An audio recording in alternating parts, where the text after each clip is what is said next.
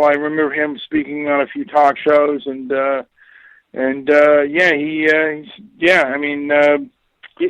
Brian, excuse me, I'm talking about getting his book, The Myth of Male Power, and actually reading it. I'm not just talking about being aware of his existence or a few of the things that he's said, because his book is where the information, the treasure chest of information is. But anyway, that's obviously up to you. But women, what you've just said, women have intimidated the hell out of men. And this goes back to your fundamental conundrum that men want sex more than women.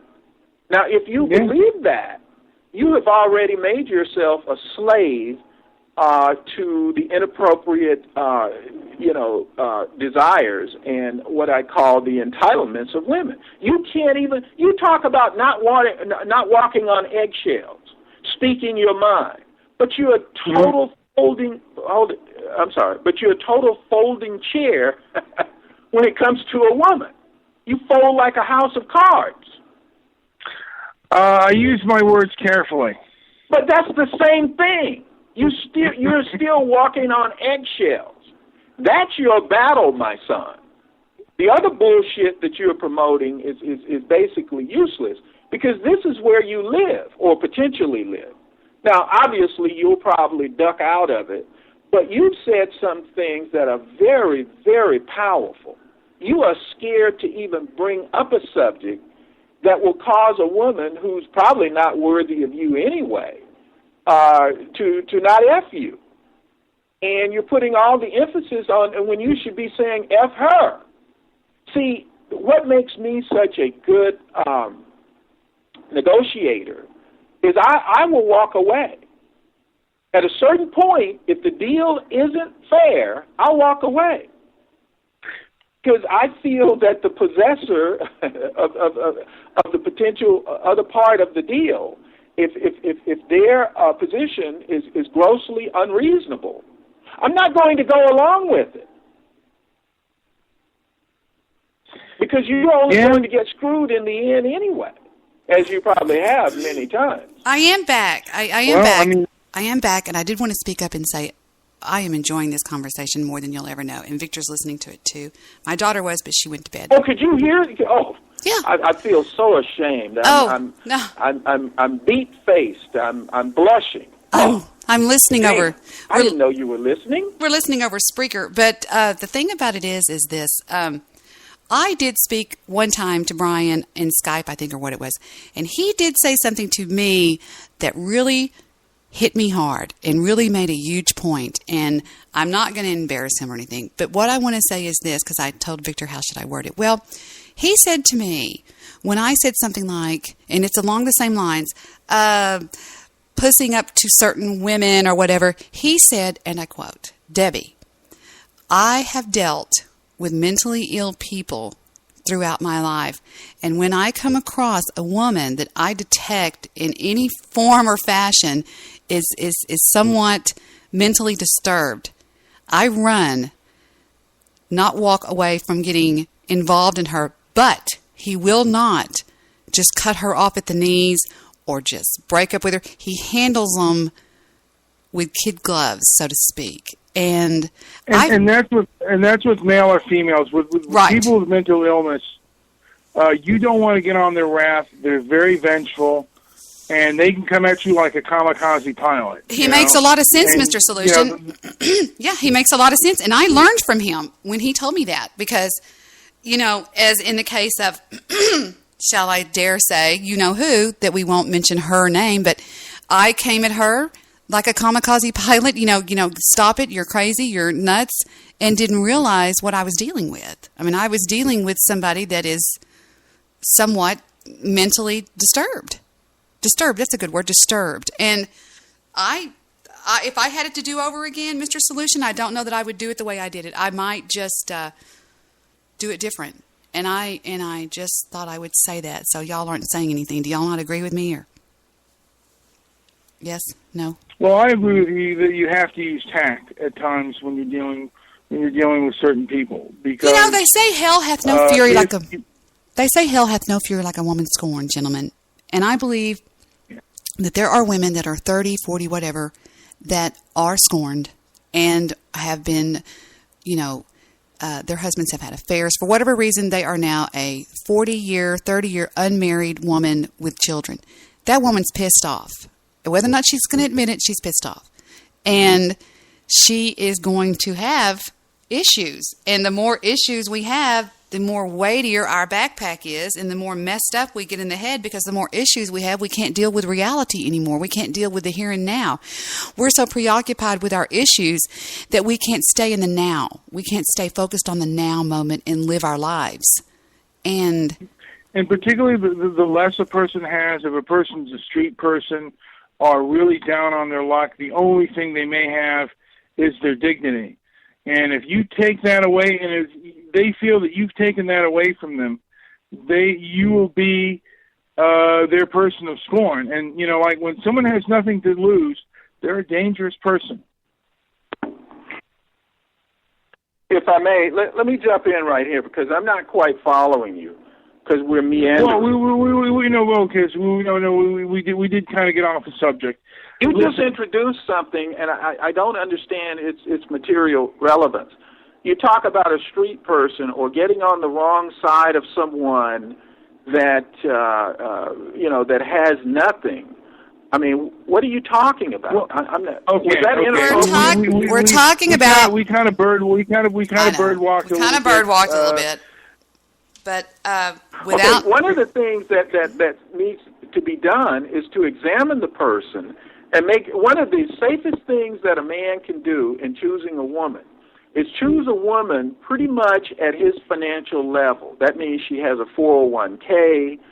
I mean, she has something. So that's like insurance against the breakup. So if there's a potential marriage and a dissolution of that marriage, she doesn't come after you for everything because she has something. And so that's important in the equation, believe it or not, of dating. Does that make sense? Do you follow that? Yes. So what has to happen is, and see, Debbie, this dovetails phenomenally. I see Brian's issues. His issues are like a million candle watt bulb to me, illuminated that way. Because, see, he has this notion that men want sex, i.e. him. He wants sex more from a woman than she does him. And with all of his other discombobulated thoughts, that forces him in an imprisoned position by women. He imprisons himself. He goes into the cell, pulls the door shut, the cell door, and locks it, and throws the key out of his reach. So he gives her all the power, and that's just inappropriate. Can I say that I'm in the boat? A lot of other men are in the boat with me. Are in that prison. I agree. But we're talking about how to get out of it. I'm talking about solutions. Hello. Hello. I love that. Hello. And I have to get going, and unfortunately I got to work in the morning. But I would love what the truth does, it puts him to flight, unfortunately. No, I'll tell you this. I will gather any truth. I would love to do, just as informative about sex. And I don't want to have an argument or a debate. I would, because I'll come with what I know about sex, and I would love to do a sex show, just to, and if we can get experts on that, I mean, that I would love to do, because all the information that I see, and I'll give you this. I will read up on the Austin or the University of Texas study on sex, along with many others. And I would love to do. You're on. A sexual. You're on. You're on. I want Mr. Solution on my side. You bring your A game and bring your bagger. What do you call it? Your sandbagger. You are absolutely on. I will try to look for a specialist on sex. You're on. We have been challenged, Mr. Solution, on whether or not. More importantly, because I'm not just interested in battling you, because a lot of we're not. No. Absolutely useless. I'm absolutely not interested in the battle. I'm interested in the discussion. Solutions. Informative discussion. and examine the facts. What's more important is to have women available that can vouch for whether they would go out with a particular man who espouses a particular position. Let's do this. That would be more viable. Let's load it up. Because just you and I. No. You're off base. He's talking about. We've been talking about doing this. Talking about having the ultimate show. I'll get it featured. We'll have a panel. We'll even have. I will get young girls. My daughter's almost 25. In fact, she just turned 25. But I'm saying, I'll load it up with 2 or 3 of her friends that are. Would y'all say that 25 would be a good age to talk about things like this? Of course. Absolutely. Okay. I'll get 2 or 3 of her girlfriends. I'll get Amy and the other one, Maria, and I'll get them in here, and I'll see if I can get, I can get the guys. I can get Raw DV. I can get as many guys as you want on here, and then we'll have Mr. Solution. We'll have Brian. We'll have whoever else, and and we'll change the topic 2 times. The first topic will be, do women have just as much of a sex drive as men? And the second one will be, why women think they need power. I mean, we could really go nuts with this. I mean, and then we could say also, and most importantly, if we could cut to the chase, and I'll give you one. It is what kind of men do women like having sex with, and have the women be honest. Because they know, a woman knows within a few minutes of meeting a guy whether or not she wants to have sex with him. They know. And we should talk about, I think, they have to smell good. They have. I'm not joking. They have to smell good. That's fine too. As long as they're honest about what they want. I think is oral, and that's with the A, not the O. And you have to know how to kiss. If you kiss good, if you're a good kisser, and trust me, guys, there's an art to kissing. Trust me. Believe me. If you kiss good, she's putty in your arms. And if you smell good... Yeah, but see, dear Debbie. What? We have to look at what attracts a woman absent that. You're saying... Now, we have a guy, a mayor in San Diego, and the first thing he would do upon meeting a woman, or at least many of them, is put his slimy tongue down their throat. But I would venture to say most guys don't do that. So we're going to have to say, is it looks? No. Is it a certain look? No.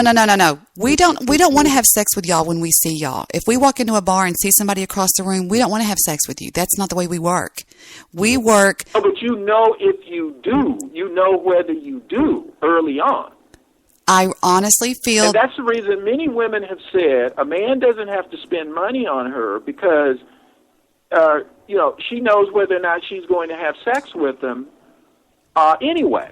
And his spending money on her, if she doesn't want to have sex with him, doesn't change her mind.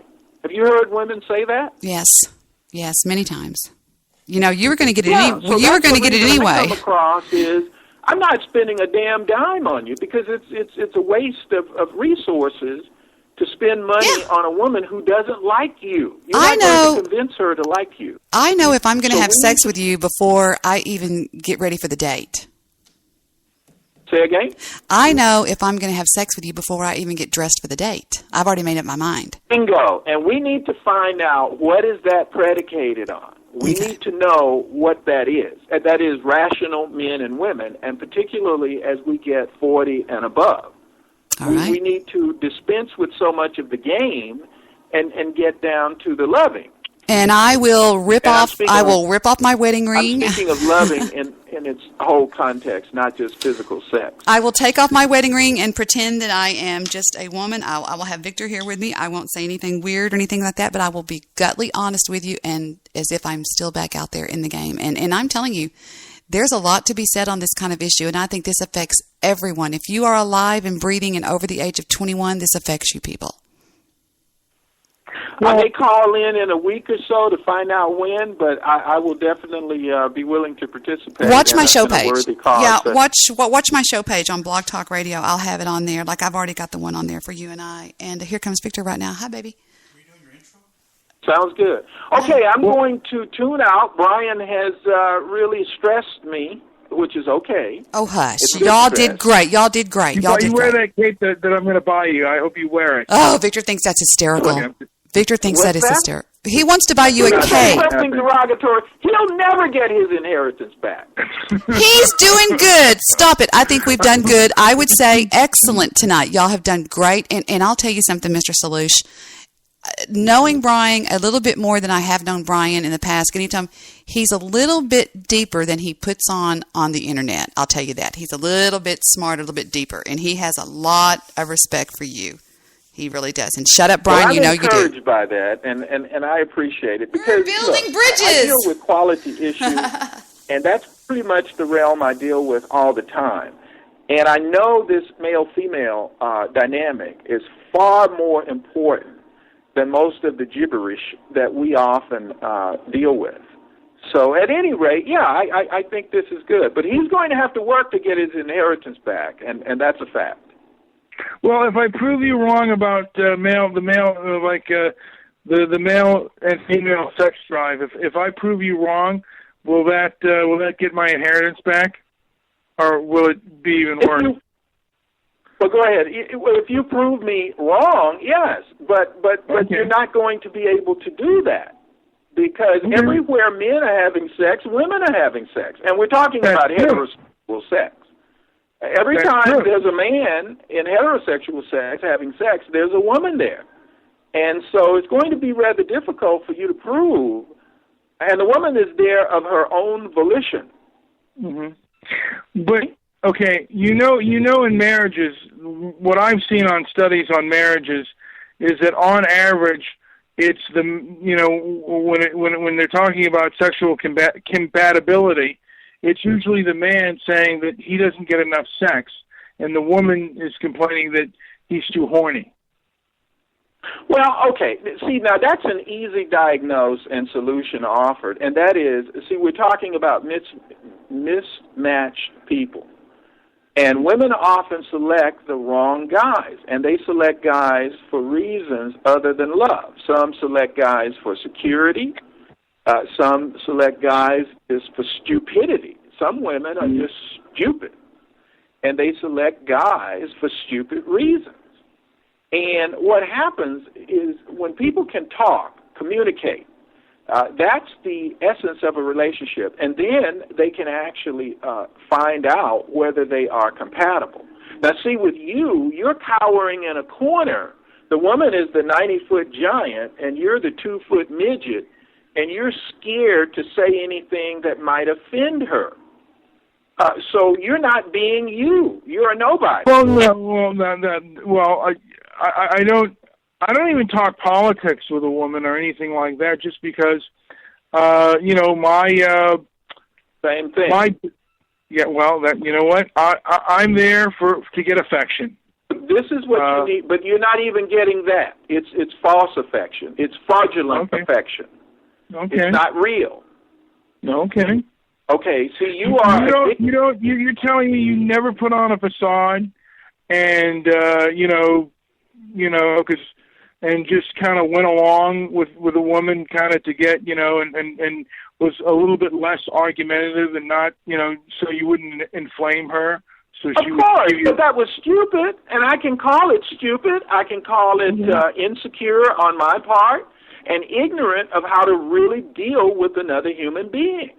I mean, two human beings can behave stupidly in concert. Mm-hmm.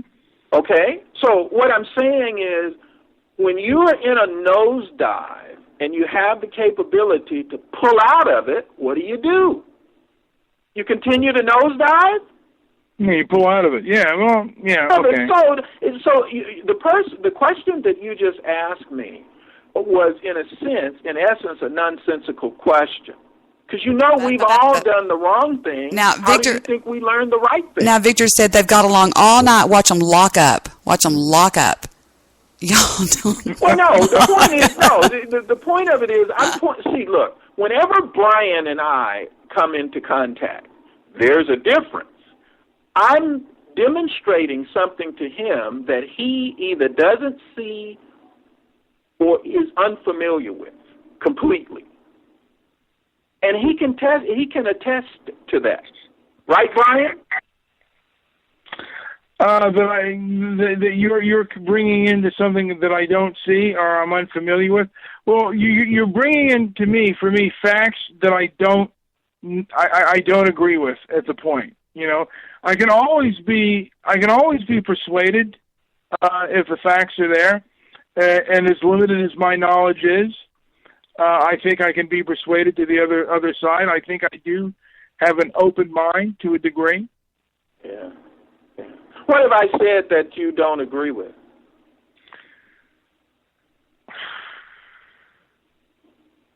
What have you said that I don't agree with?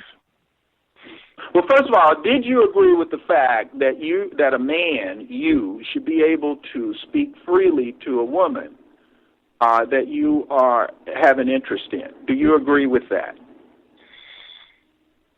Sure. Okay. And, that your ideas don't have to cower in the corner and just be at her whim, where you try to please her on everything. You agree with that? No. Yeah. Okay. Okay, that's the gist of what I've said. So you don't know when you agree with something. At this point, no. I mean, and it's also due to the fact that I haven't had any water yet, and I'm very thirsty. I love you. I love you. I love you. I love you. Dehydrated. Brian, we love you. You. Well, when you're dehydrated. Be nice to him. He's your child. Brian, we love you. I love you. I'll always love you. And Mr. Solution loves you too. I like the guy. I tell you, you know. I like the guy. To him if I did. He loves you. No, but I'll be honest with you. No one on BTR has angered me more than Mr. Solution. Nobody.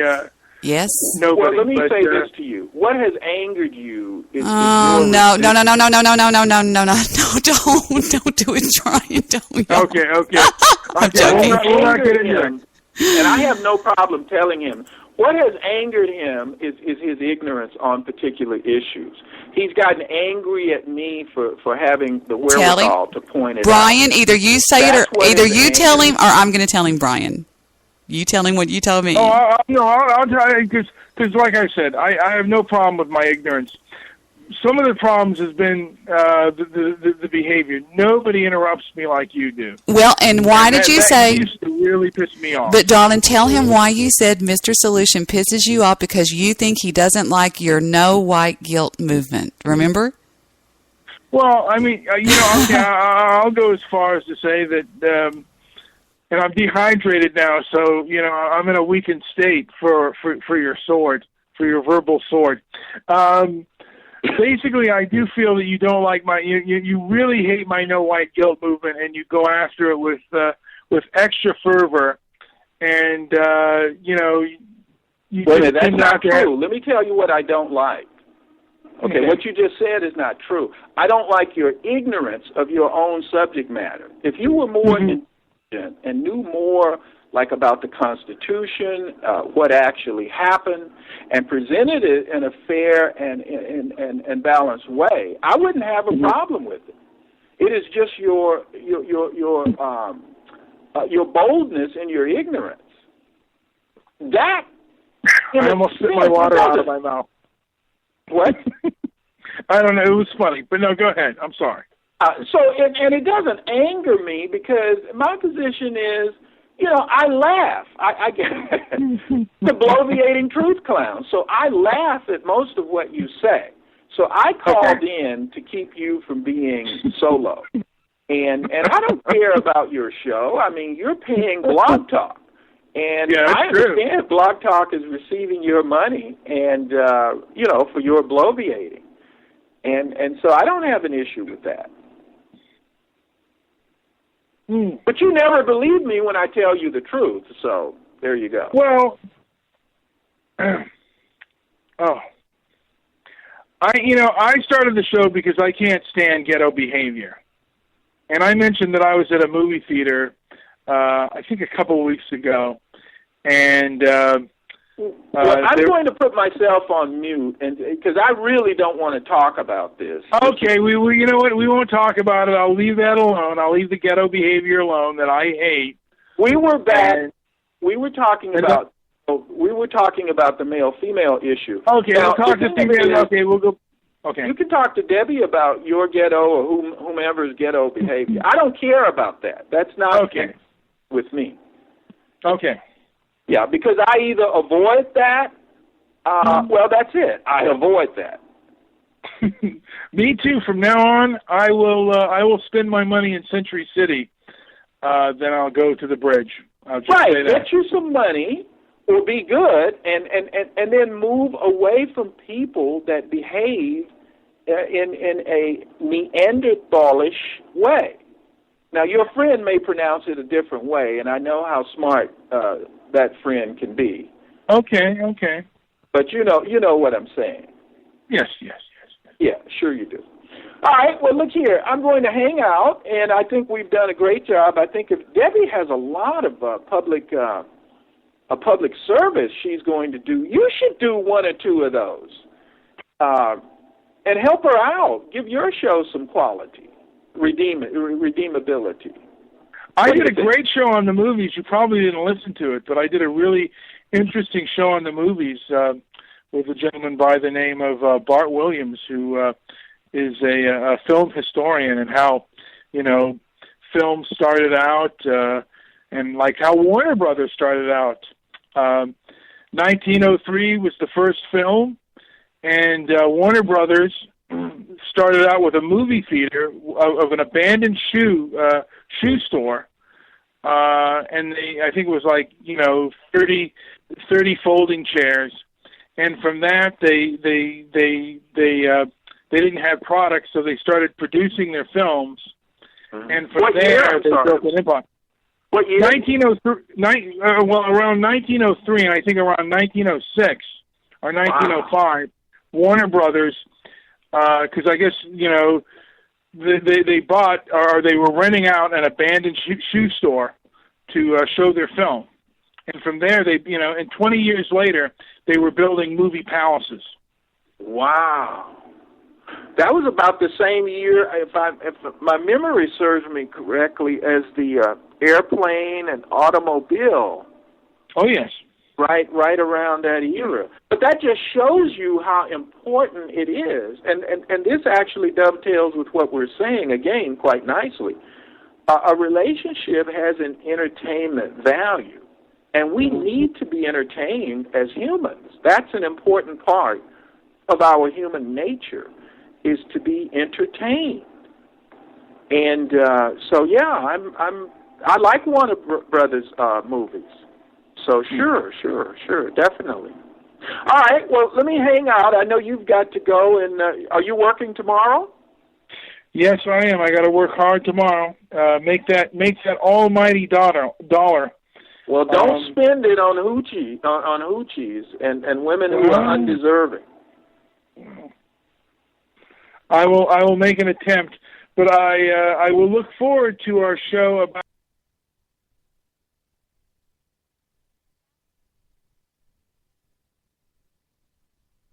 What happened? Skype quit. Why did Skype quit? Hold on, everybody.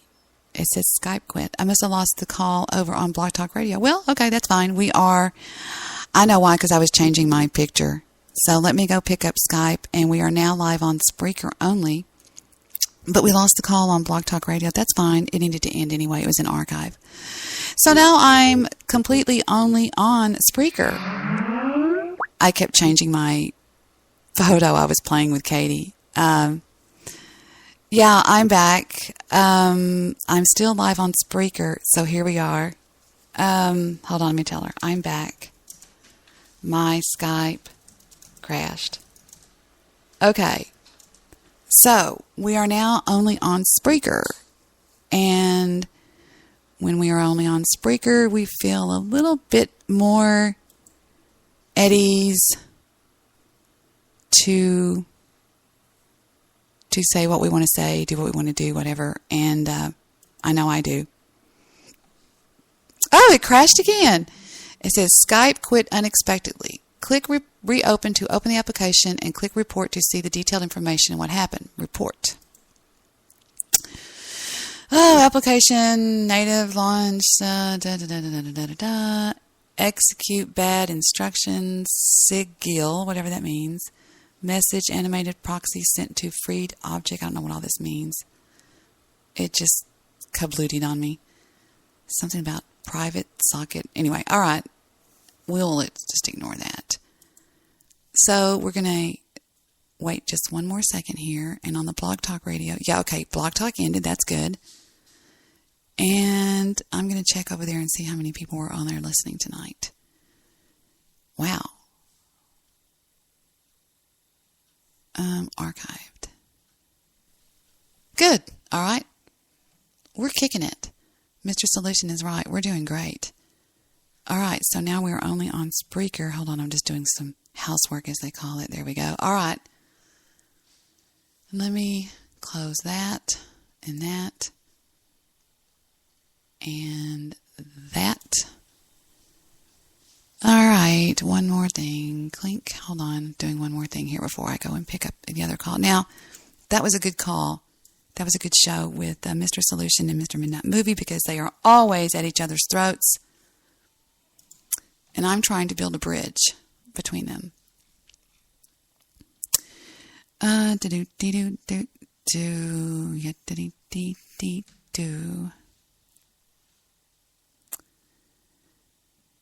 All right. Okay. Checking the console. Okay, I'm just making sure all my ducks are in order before whatever. I have so many things to talk about that I never even got to. My show just kind of got out of hand on me. Oops. Yeah, I know it did. That's Mr. Midnight Movie sending me a text message. Yeah, let me say, thank you, go, night.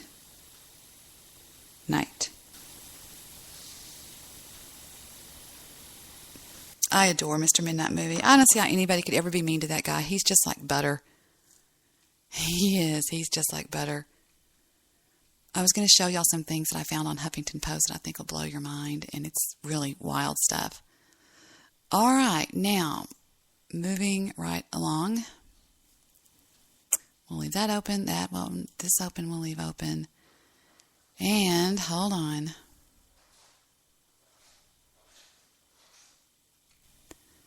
Okay. All right. I'm just here going, what is she doing? I'm doing all these things to where I can just concentrate on what I'm fixing to do. Okay. Now let me pick back up my Skype. Maybe it's calmed down. Boink. Let's check on Spreaker. I have two computers going. All right, I'm back on Skype. But I don't see why it's not showing my son's picture. Skype might crash on me again because something went kind of kooky with it. Let's see if I'm on Spreaker. Hello? Victor, why do you mute my computer when you come in here and you make me so mad? All right, let me turn it up. On Spreaker. There I am. Hello? Victor, why do you mute my computer when you come in here and you make me so mad? I think we're on Spreaker. All right. So let's spice up the place. Here we go. Boink.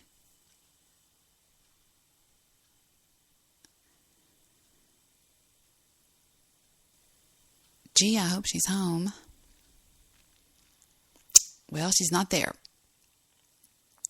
Where are you?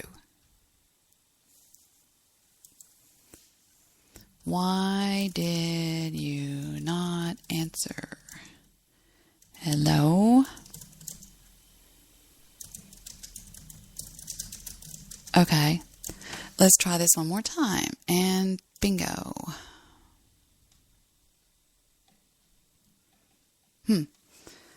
Okay, call me then. Skype is being crazy. Yeah, my Skype is being weird. I'm calling Katie, but every time she tries to answer, it goes away. She's going to try to call me.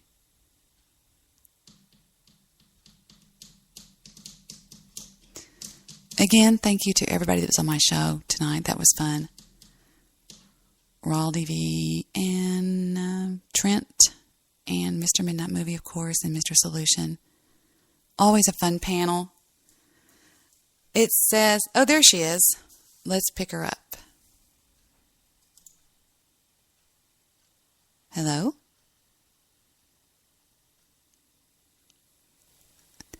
Hello, Katie, are you there? It says I answered the call. Katie, are you there? Ground control to KDD. And it says she ended the call. Call dropped. Oh, what is happening with Skype?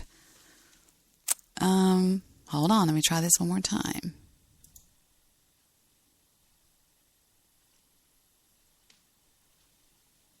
This is too weird. It says, this is too weird. Katie? Hello. I can finally hear you. I know. Everything's acting so weird right now. I know. I even changed my picture on Skype. Katie? Why am I showing me? That's it hard. Yeah, just hit decline. I even changed my picture to my son, and it still shows your picture. Isn't that weird? Maybe he doesn't want you to.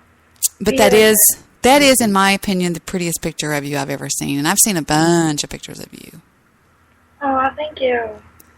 Did you get to listen to most of my show? I wasn't picking up any more callers because it was just too full. No, I listened to it. I was just listening. Like, I had my mic muted. I listened to the whole show. So, I was only on for that second. But then, after that, What did you think? It was interesting. I fell asleep. I always fall asleep. One night I actually fell asleep when I was listening to some people talking on my show because a lot of times it'll get like that. But do you dream when you drop off to sleep just on a cat nap? When no, it's just weird though because I have a dream and then everything that people are saying is like playing in my dream. So it's like I'm not even missing anything because I feel like they're right there talking to me. It's weird. Has anything ever been hurting on your body and you're dreaming that it's hurting? Yeah, why? I don't know. Just asking. I don't know. It happens to me all the time. If I go to sleep and say my leg is hurting really bad or something, I'll be dreaming that my leg is hurting. I think that's so crazy. But I don't know. I think there was a really good discussion tonight. I love when I have a lot of different people on. Like I had a 17-year-old, which was Trent. Raldy's 21. Brian is in his early 40s. Mr. Solution. And just have a different panel like that. Yeah, it's just when you were talking about, like, the young people, like, not having respect or having disrespect, there are some of us out there, like, that Trent person and me, who does not, like, act like that. We never act like that. I mean, I don't know your friend, but I can tell that he does not act like that. I can tell. And I don't act like that. I take care of elderly people, and I don't think I know everything. They know more because they lived more. They know more than I know because they lived through things that I didn't live through. So, when I'm older and I'm old, I'll get a chance to say, yeah, I've lived through that, and the younger people will probably be like, oh, some people are disrespectful and some people aren't, but you know what I mean. Hopefully. Like, oh, some people are disrespectful and some people aren't, but you know what I mean. Oh, we sound so good on speaker. Let me ask you this.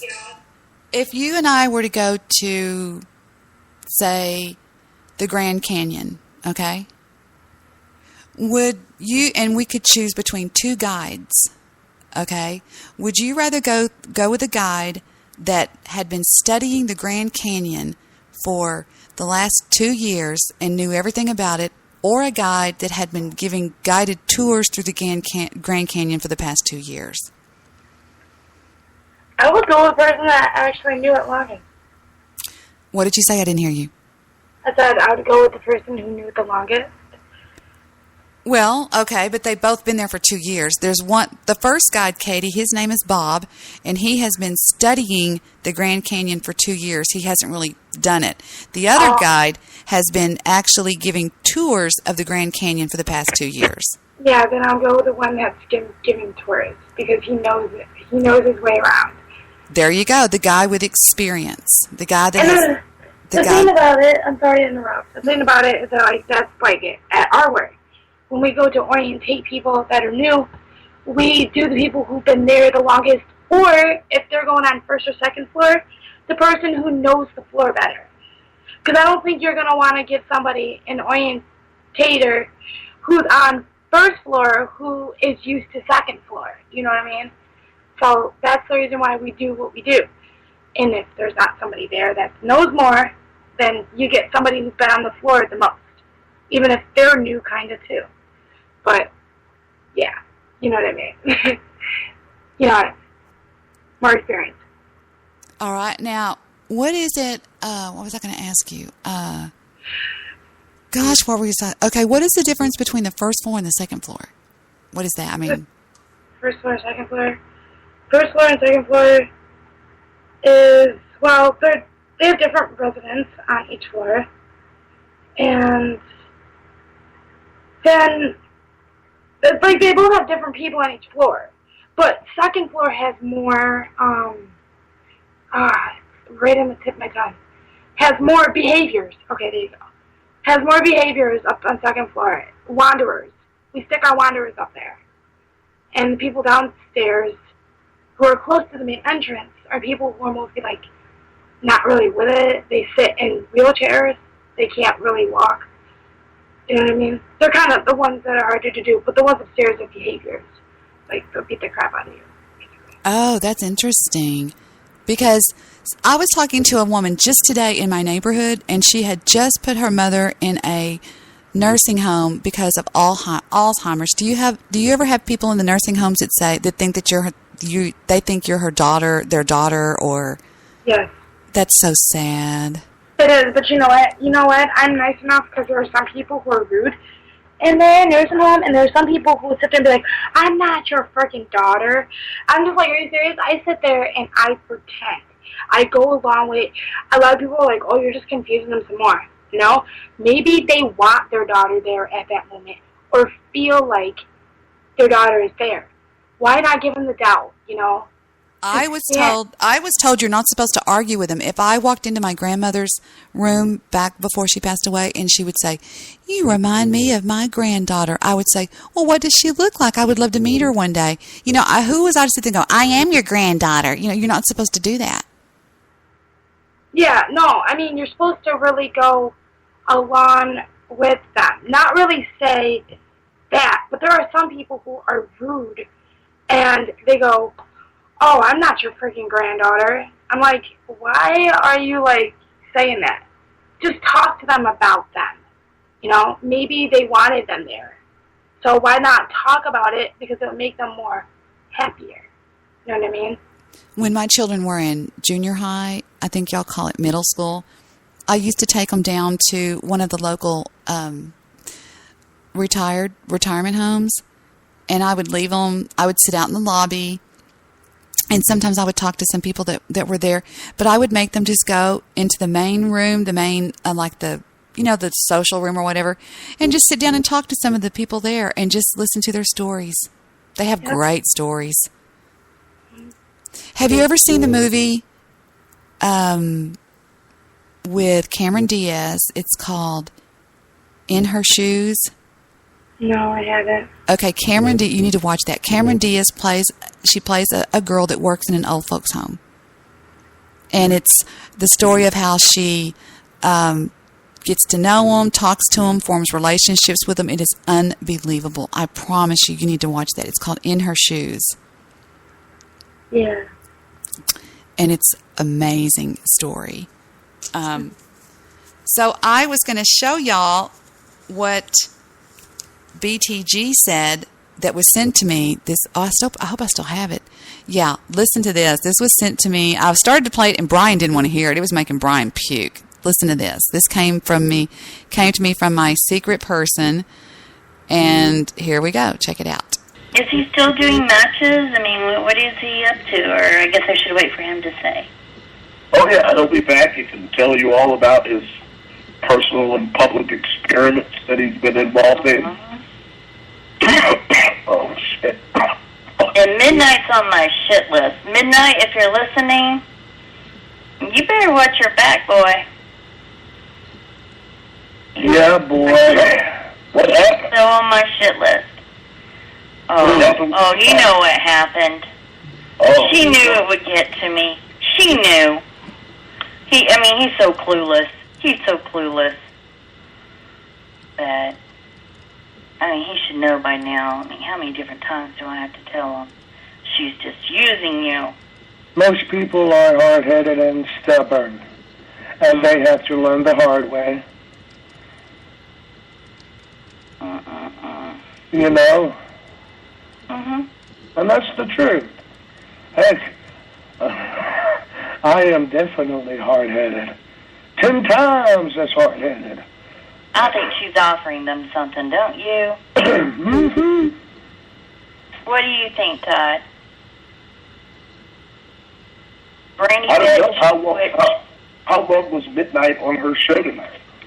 I don't know. I just heard that he was on there, and I listened to him laughing the way he was laughing. And I could tell he's been offered something. I can tell, but just by the way he's talking to her. Oh. It's different this time. He's not just humoring her. Now, let's talk about this. I can hear your fan. Let's talk about this for a second. She's accusing Brian, she's accusing me of offering him something, which is her way of saying there's no way that Brian could be a friend of mine unless I'm paying him.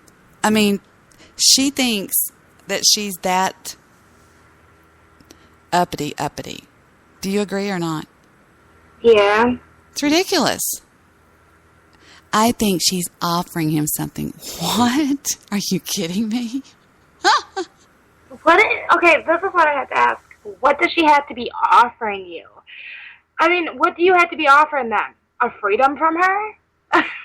I don't know. No, she's acting like I'm paying him something. Like I know. I'm just turning it around. I'm turning it around and trying to act funny. Not working. Oh, no. I understand. Brian and I have always been friends. And just like you said, she is the kind of person that says she puts restraints on people. If you hang out with her, you can't deal with me. And she does that with everybody. I think that is so weird. Sorry, somebody's in the chat room. I'm happy. What chat room are you in?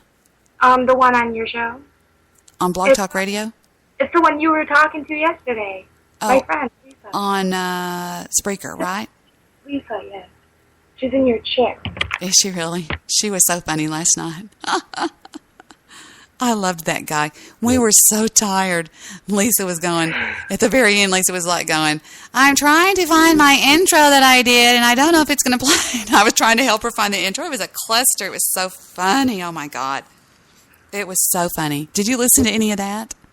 Yeah, I was listening to it while I was listening to your news when you were doing today earlier. I had it on mute. Yours on mute, and I was on the other one listening to it. Oh my God. I was laughing so hard. I love it because two of my favorite people are talking together. I'm just like, woo, this is awesome. I loved it. I was laughing. You guys are awesome. Well, as long as she doesn't take anything the Bathtub Girl says serious, everything's going to be just fine. But she's, well, I heard. She won't. I said to her last night, I just want to ask you one thing. I said, Bathtub Girl. She goes, please don't. It was so funny. I forgot what she said, but it was funny. She said no comment. No comment. Okay. Yeah. Well, the thing is that, I don't mean, sorry, Lisa, I don't mean to talk about you right now. But anyways, I tell Lisa, like, when everything I went through with Bathtub Girl, I told her everything. And, like, I told you everything. So it's kind of like you both know how she is. So it's like, you know. She's serious. She's seriously whack. I mean, I know that a lot of people say, oh, I have this girlfriend of mine and she's like really crazy and stuff. When I say this, I mean it by every definition of the word. I honestly believe that there is something wrong with that woman mentally. Not like special needs. I believe that she harbors so many dark spirits and dark thoughts, and she's just in a very She's a very mean, spiteful, angry person. Mm-hmm. That's not the kind of person I want to hang out with. I mean, and she would be a terrible influence on somebody that's your age, that's young, and oh my gosh, I cannot. It must have been a nightmare for you, Katie. I want to make this all about you. It must have been a nightmare to be when you were with her. I mean, I just can't. I mean, because she looked at you like a child, and it only makes me wonder, how does she treat her real children? I mean, did she like ever rage at you and yell or whatever? Kind of, but I mean, I don't mean to stop you for a minute, but Lisa said that she has a challenge for us. What's that? What is it? What is it, Lisa? We're waiting, but anyways. Well, this is therapy for Katie, and therapy is talking about it, getting it out, getting it all out, and I'm here with her, and I love her to death, and I've never done anything against Katie. It's only been something that Bathtub Girls lied and said. It's like, oh, well, Debbie's tried to kill you and all that bullshit. It is kind of like therapy, but, I mean, it is kind of like it, even though it may upset you. But, I mean, that's part of, if it was therapy, that's part of therapy, but still. But, you know what I mean? Mm-hmm. Oh, yeah, absolutely. She said, can you guys go 1 week without talking about this woman? You need to move on from it, not worth the energy. No. And I say that because until this woman leaves her alone, and leaves me alone, she's still doing this to me. And I'm just like, I don't know how to make it end. I mean, unless I just, like you said, completely start this moment, which it's my daughter's birthday, so that would be a good day to remember, and just say, we'll never talk about it again. And just consider her a thing in the past. And unless she does something in real life, like starts calling CPS or any of that crap she does. Right or wrong? What do you think? Right. I don't know if Lisa knew that, but Lisa, she called CPS on me. I asked the people when they're at my house who it was, and they told me that it was a lady named Angela that lived in Oklahoma. And when I confronted her about that, she said she never did it. But Lisa, today is my last night that I will talk about her. In my opinion, I can go a week without talking about her. But if she starts back up, then, stuff will be... Well, we don't have to do anything that anybody says. I mean, just do what you want to do. If we want to talk about it, we'll talk about it. I mean... I love Lisa. Lisa hasn't been attacked by her, okay? Lisa doesn't know the power that this woman has and the viciousness, the viciousness that she has. She's vicious, and she's attacked in my personal life, Lisa. She's under a protective order. But, Lisa also has an opinion. Mm-hmm. So, Lisa's allowed to say what she wants to say. Of course. She has an opinion. And, I love her to death. Lisa, I love you. But, you know what I mean. I know, and I agree. But I'm saying on the same hand, there's also the fact that she doesn't know what it's like to be attacked by this butcher. I mean, has she ever attacked Lisa? No. I don't think. She's tried to contact her, though, and Lisa won't talk to her. Sorry, Lisa, I don't mean to be talking for you, but, yeah.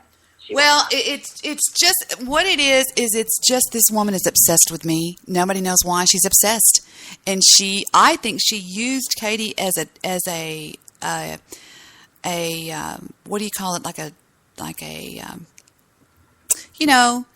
a venue, not a venue, but a sort of a, what do you call it, like a tributary or a link to get to me. I really do. I feel like she did that because I think she used several people. I think she used Todd Morris, because everybody that she's aligned with, she sort of got off of my existence, so to speak. I mean, with the exception of Mr. Midnight Movie Man and Jewish Producer. But she threatens last night on her video, on this audio that I got, which I'm assuming it came from Todd Morris's show because you can hear Todd, and she says she wants to claw my eyes out, and she's just so angry. And I just can't imagine the anger of me talking to some man that she's not even aligned with. So Lisa just told me to tell you that she has had people harass her in the past out of jealousy. So she knows what it's like. She knows what it's like. So this woman is vicious. Bathtub Girl dedicated a show to me, to hating me. An entire show for months. If you can believe that. It's horrible. Yeah. It's just really insane. I don't know. Maybe Lisa should call in. I don't know. I'm trying to change my stupid picture on my Skype. I changed it to Steven, but it's not showing up. It's like weird. Yeah, it's showing mine because you showed me what your favorite picture of me. There. It changed to Steven. Oh, here's N2K Knowledge. Do you want to add him? Yes or no? Hurry. Sure. Who was there? Hello, you have reached the law office of Dewey, Cheatham, and Howe. We're currently unavailable, but please leave your name at the whatever, and we'll get back with you shortly. Beep. He hung up. Patrick. Dewey, Cheatham, and Howe. Patrick. He must have thought he got the wrong. He must have thought he got a message. Patrick, call back, you mullet. He must have thought it was my recorder, you idiot. Call back, Patrick. Hold on, let me tell him to call back. Hold on. Lisa, you know my Skype. You should call in. She knows mine, too. I can pull her in any moment I want to.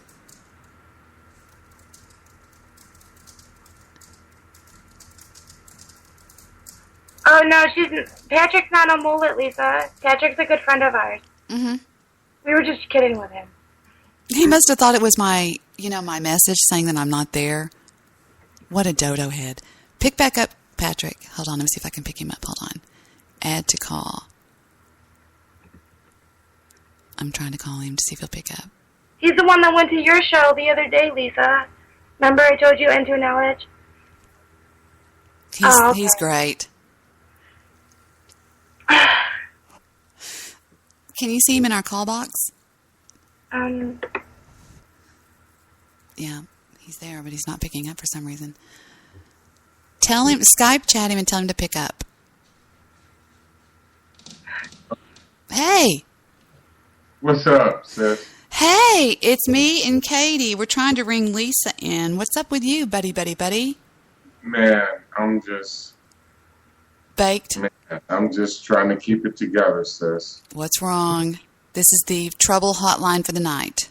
Did you hear me say you have reached the law office of Dewey, Cheatham, and Howe? Yes, yeah. And nothing, sweetheart, nothing's wrong. I'm not trying to bring no drama to your platform. We don't call problems drama. We call problems problems. We already have drama in here. I miss talking to you, and that's the reason why I called you, because I miss talking. Listen to this. Listen. Thank you for calling the Attention Deficit Hyperactive Disorder Hotline. If you have ADHD, please press 1. So you do have ADHD. Is this correct? Please press 1. Now that we know the it is only necessary to make your selection. It has been established you do have ADHD. Please. Okay, dude, seriously, if you want help, you're going to have to stop playing with the keypad. Oh, look, it's a shiny ball with bells on it. Thank you for calling the Attention Deficit Hyperactive Disorder Hotline. I have neighbors. What? Isn't that hysterical? I love that. Debbie, what the hell is wrong with you? What do you mean, what's wrong with me? Where's Victor? He's about 4 feet behind me. Okay. What do you mean, what's wrong with me? There's nothing wrong with me. No, I meant that figuratively. Oh, I love that. I love that, and I love Wingman. Listen to Wingman. Listen. I take my title of Wingman very seriously. What kind of bro would I be if I didn't make sure my buddy got laid? Sure, you need your friends, but your life depends on your wingman. Some people say I'm the world's best wingman. Nah, I just care about my buddy's penis. That, of course, is by the wonderful Chris Top Show on Spreaker. He gave those to me last night in our marathon that we had on Spreaker. We ended up doing something like 4 or 5 hours on Spreaker. It was great. Now, what's been going on with you, Patrick? What shows have you been going to, or what's the topic? What's going on? I went off on All Facts last night. Oh, no. Oh, dear. He's a hard one. No, he's not hard. He's a. You know what? I don't like you to see, and I don't know what this is about. I like you to see the good side of me. I don't like you to see the bad side. So, I'm not going to tell you what I did. You can dig it up in the archives and listen to the show. I pretty much went in on him, and you kind of get it confused because the last time I did, and I did the same thing with him, was the same thing that I did with Todd Morrison, or whatever his name is. And it's not a situation where I'm trying to save a female or do anything like that. Captain Save a Ho. I love Captain Save a Ho. Anyway, that's one of my homeboys. E-Feezy, E40, Vallejo, Valley of the Hoes. Yeah, that's one of my partners. Anyway, I'm not trying to go there. But I'm not Captain Save-A-Ho. I don't run around with a cape on. However, I take exception when men feel that they have the leeway to be completely disrespectful. So I step in. That's my upbringing. That's me learning from a woman how to treat a woman. It ain't got nothing to do with me trying to save a woman or being her benefactor or any of that type of shit. When I see that happens, I just go in. And I went in on All Facts last night. You can pull it up in the archives. He's got some little punk-ass bitch man who's his co-host, even though he doesn't want to admit that it's his co-host. And I called him on it, and he couldn't respond to it, and I just let the nigga know. Don't get me twisted. I have a formal education. I've been educated formally. However, I was raised in the ghetto, so I have the benefit of being in both worlds. So I can flip the script. So when his little partner came up, and and here's the thing that I had a problem with, is it's not what he was saying. It was like he would get frustrated when you brought a subject matter to him and he couldn't respond to it.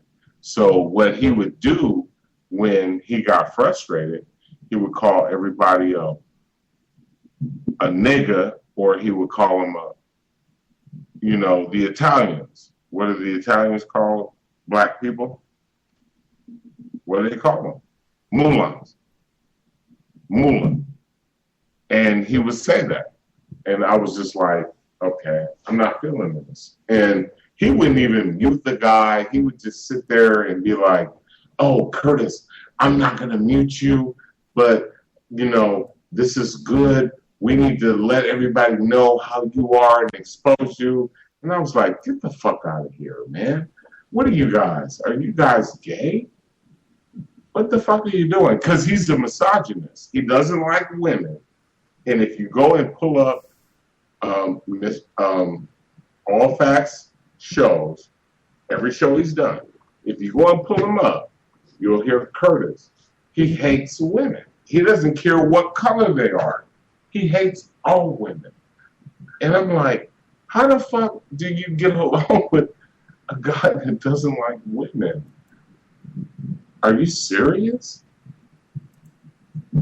That is scary. That is very scary. Yeah. And that's my whole thing, sis. I'm like, I don't even understand this shit. Because the only reason why I go to Mike's show is to show him support. The same reason why I went to your show. So when he started his show was only 3 weeks old. So when he let everybody know that he had a show, I go to his show every night. And every night, he's got this guy on. And I guarantee you, sis, if you went on the show, it don't even matter that you white. If you go on the show, and if you say anything that he doesn't like, that fucker will cuss you out. And he'll talk about you like you ain't shit. Mm-hmm. Yep, he's done it to me. Oh, you know who I'm talking about? Yeah, he's been on my show many times. He's rude. He's horrible. He's always going, no. That's not. He just wants to bloviate and filibuster, and I think that's rude. If you've got something to say and you're going to come in and use my audience to bloviate and filibuster over me, well then, if they want to hear you, they'll go to your show. I mean, don't use my audience and my stage to bloviate your crap is what I was basically saying to him. I said, do you realize that you haven't shut up for 20 minutes? I mean, let me ask you a question. Your girl, not your girl. Let me rephrase that. Your nemesis is showing up on all the shows. I was on the show with her last night. She's showing up on all the shows on BTR, and I'm gonna tell you why I don't like her, because of Katie. I don't like her. What's her name? BTR girl? Bathtub girl. I ain't said nothing to her yet, sis. I ain't said nothing to her, and I'm trying to stay away from her, but she's showing up on all the shows now. Wow. Pretty good. I like that though, Dad. Just taking notice of your technology, it really, spruce up your show. You don't have to read it, and you can, get to the point. You see what I'm saying? Absolutely. Yeah. But interesting though. But I will be attending your show next Wednesday. See. Okay. Yeah, that's when the day Mr. Solution's coming back. Am I correct? Is he coming back tomorrow night? He calls into my show that night to tell me that he's going to call in the night Mr. Solution was scheduled to be on my show just to start shit with him. And I tell him, now listen, Patrick, let me talk. Let me talk. Okay, it's not just me and you. There's a lot of people listening. Okay, but he called in that night to warn me that he was going to call in the night that Mr. Solution was my guest on my show to attack Mr. Solution. And I tell him outright that will not be tolerated. He gets a little bit flamed. Watch. Well, last time I heard he's coming back Wednesday, so and I let me know I would definitely be there tonight. I mean, I hope you don't let him know because he may not show up. I told you he runs from me. But since I listened to his last show, he said he wanted the last 5 minutes of your show that you was with him last. He said to the world that he wants people to call, be contentious. That's what he says. So when I called Deb, I'm letting you see. The only reason why I said that, Deb, because when I call, I don't want you to think I'm trying to disturb the show or nothing. But the man is calling and said people such as myself to call in, and we can have a dialogue. We can have a dialogue. You're gonna piss him off, aren't you? I'm gonna have a dialogue. That's why I'm just warning you, Deb, and your co-host. I'm fine. Okay, and I announced it on another show, so you may have a lot of audience come in that night too. I announced it. Why do you make him mad? Excuse me? Why do you piss him off? Because well, see, he's the problem of the world. We need to get away from that type of psychology and stuff like that, the principles. And that's why we're going around this circle, Deb. That's why we have our problems. Me and you have our problems in our life. It's the way we were brought up. You got to think of new, not revolutionary. We means back. I'm talking about new, and he's talking about that old time stuff. But the reason why I make him mad is because I'm just like him. And it's all good. So we're just going to sit down at the table of life Wednesday because... And what bothers me about Michael, Michael, is whenever I try to talk, he gets louder like this and tries to talk over me like that. And I just can't stand when people do that. I think that is so rude. But, yeah. So there you go. I was just going to show you. Yes, I've dealt with Michael several times. And he's not a real welcome guest on my panels because he thinks he's a know-it-all. And I, frankly, don't think he likes women at all. I mean, women can tell. We can tell when men don't like women. You know what I mean? Yes. Katie, are you still with us? Yes, I'm here. Katie. Yeah, I'm here. Ooh, that's loud. I'm here. Ah, that's loud. I hear your fan. Okay. I just wanted to check, making sure you're still there. I don't got a fan on. Hey, sis, here's what I'm going to do. We had a run-in the other night. I'm going to handle I'm going to handle that guy. I got him in the hip pocket, and I was on his show, and you can pull it up in the archives. I was on his show just tonight, and I let him know. I mean, he lost a lot of points with me because I don't like the way he handles his business. And it is what it is.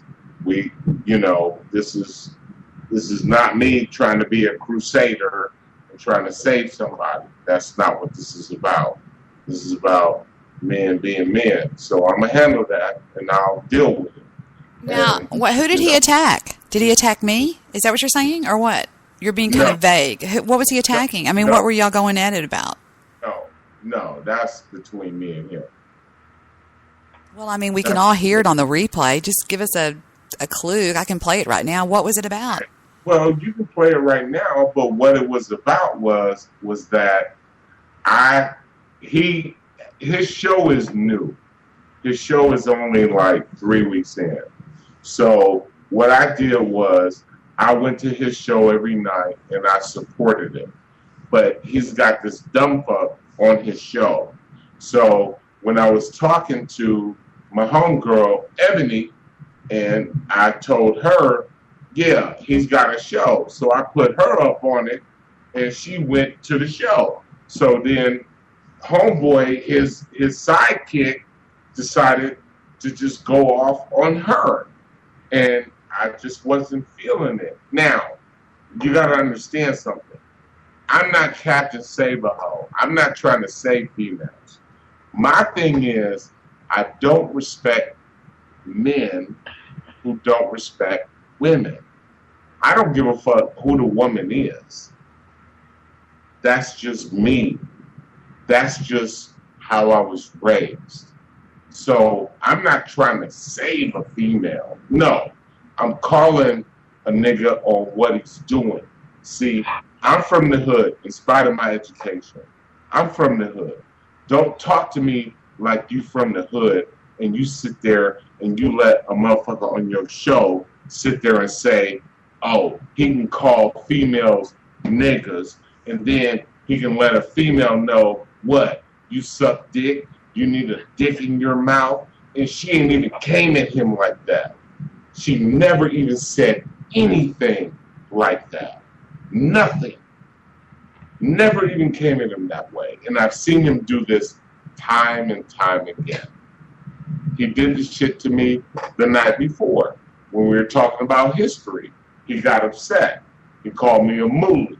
Then he called me a nigga. And I was like, why are you getting so upset? I tried to appeal to him intellectually. He wasn't feeling it. And he got upset. And what Mike does is, Mike is like, oh, Curtis, I'm not going to put you on mute, but, you know, the audience needs to see how you are, and we need to expose you. No, nigga, fuck that. I don't have respect for it. I don't respect that. And you know what? That nigga right there, Mike, he can't say shit to me because he's a nothing-ass nigga. I have no respect for him. I'm from the motherfucking hood. Don't get me twisted. Just because I'm educated. Don't get me fucked up like that. I'm from the east side, west side connect till I die. Okay? I got niggas that will ride for me, but at the same time, I got an education. Okay, Patrick. Now, we're going around and Patrick, hold on. We're kind of going around and around here. Now, I know that you're venting about your anger towards Mike, and I can appreciate that, but it really doesn't have a place here on my show. I really did this to talk to Katie and get some things out there that we wanted to say, and number one, I don't really want the language because I'm trying to do something different over here on Spreaker, and I don't want the language. And I understand, and I can do what? We're not on your show, right? Yeah, we're on my show right now. Oh, well, damn. Why did you tell me that? I wouldn't even be saying this stuff. We're on Spreaker right now, and I'm just trying to do something to benefit people. I'm trying to bring something to, out there to help people and to benefit them. And I don't think listening to you argue about Michael is, right. Take it up. Ask me out of the show? Can you ask me out? Say something. I'll show you what you sound like on Spreaker. Say something. Watch. No, I don't want to hear that. Listen. I'll show you what you sound like. Listen. No, I don't want to hear that. Listen. There you are on Spreaker, okay? So. God. We still love you, Patrick. Of course we still do. love you. Love has nothing to do with it. Just like in the song, What's Love Got to Do? Love has nothing to do with it. I love my son, but sometimes I say he's a prick. Do I? You're supposed to tell me that you were recording this. Victor, edit this. I'm broadcasting this, not recording it. I'm broadcasting it. We're live on Spreaker right now. Oh, my God. What? What are you afraid of? Are you afraid of Michael? I'm joking. No, I'm joking. I'm not. But you didn't tell me we were broadcasting. Well, because the minute I picked up the phone, you were talking, and I was like, okay, go ahead. I thought this was between me and my sister. This was personal information. No, you didn't know that I was here, Patrick? Well, I knew you were here, but damn, I didn't know the rest of the damn world was here. Yeah. It's okay. Michael is a prick, and he does pick on women. I'll call it like I see it. I'm not afraid to say anything anymore. I don't care. He's a jerk. All right. He's a bully. Now that I know that I'm on the public airwaves, I just like to issue a disclaimer. I am not always this way. I am not always this belligerent. However, I take offense to people who attack me. I don't attack people. However, if you come at me, then I have an obligation through natural law. Patrick, God said, when you hear the thunder and see the lightning, know my wrath. Okay? See, listeners, that's why she's my sister, because she can always say something to make me shut up. No, I'm not making you shut up. I'm just saying your anger is right. Anger is good. Anger has a place in the world. And the people that stifle that anger and hold it all in, they blow up. And they blow up at a dog, or they blow up at a child, or they blow up in traffic. You've got to channel your anger to where it needs to be. That's what I'm trying to get Katie to channel this anger back to Bathtub Girl. And she feels safe in this venue, and I'm trying to get her to do it, to get it out. And then she'll hang up and go, I feel so much better. For all this. She's been held captive by this monster for so many months, and I can't stand that. But let me ask you something, Debbie. Let me ask you something, sis. She calls herself, she's got like 2 names. She's Bathtub Girl, and then she's BTR, whatever. Well, now, she gives me names. She calls me the dumpster. Let's give her a name. Let's call her the monster. Now, what's a good monster? A monster would be, what's a monster, everybody? Think about it. A monster is who? Let's give her a name. Cruella DeVille. Let's call her Cruella. Cruella, okay? Cruella. She's Cruella DeVille. Cruella. Now, let me ask you this, sis. Mm-hmm. What she's doing is she's going to all the sites on BTR and placating herself like she's like this really nice person. Shit. And wait, listen to what I'm saying. I'm listening. Most people don't know who she is because Michael Hood had to tell me who she was. I didn't even know. I heard her voice because she was on Jermaine's show, which you've been on. She went to Mr. Talk Show, and I was like, who is this? No. She went on Mr. Talk Show? Well, she went on. She didn't say that. But she was on Jermaine's show last night, and she's on Perry Steele's show. She comes on his show every night. And I was like, and then Katie told me, oh, that's Bathtub Girl. And I was like, really? Because when she comes on the show, she's really very soft-spoken. She really doesn't get out of place. Let me show you a little taste of the real Bathtub Girl. Take a listen. I want to hear the Take a listen. you guys had the other night. Take a listen. Okay. My freaking nature, not her fucking freaking nature. Oh, no, Bathtub Tear her Girl. fucking eyes out, you know. Oh, no. Bathtub Girl sounds... I'm pissed. Are you getting on her freaking nature and her eyes getting ripped out of her head? What's going on over here on the show? Talking to her. Oh. It's different this time. He's not just humoring her. Before, he was just humoring her. Oh. I can tell. What do you I've known Midnight a long time now. Oh, yeah. What do you think he's up to? I think she has offered him something that's too good to be true, which means it's too good to be true. He's going to get disappointed again. Oh, yeah. I would imagine. You know, he was doing his movie trivia, and she's going to make it sound like this is all her idea, and she brings all this to her show. It's not her material at all. Yeah. Fucker bitch, you know, damn bitch. But she does have a bad habit of doing that movie trivia shit whenever he's on her show. They want to go through Yeah, because he does have a lot of knowledge when it comes to that, you know. He's a freak of nature when it comes to movies. Yeah, complete bore. He's my freak of nature, not her fucking freak of nature. And then she goes on and says she wants to claw my eyes out and blah, blah, blah, blah, and all this crazy shit. Now, I mean, stupid is as stupid does. Crazy is as crazy does. I mean, you can't say that you're one thing. You're not what you say, you are what you do. You can't run around and say, oh, I'm sweet and I'm nice and I'm an autism advocate and I give out a homeschool curriculum and I was on the delegate to the Democratic Party. No, bitch, you're a psychotic stalker. Sis. I mean, you know what I mean? Sis. Katie? Yeah.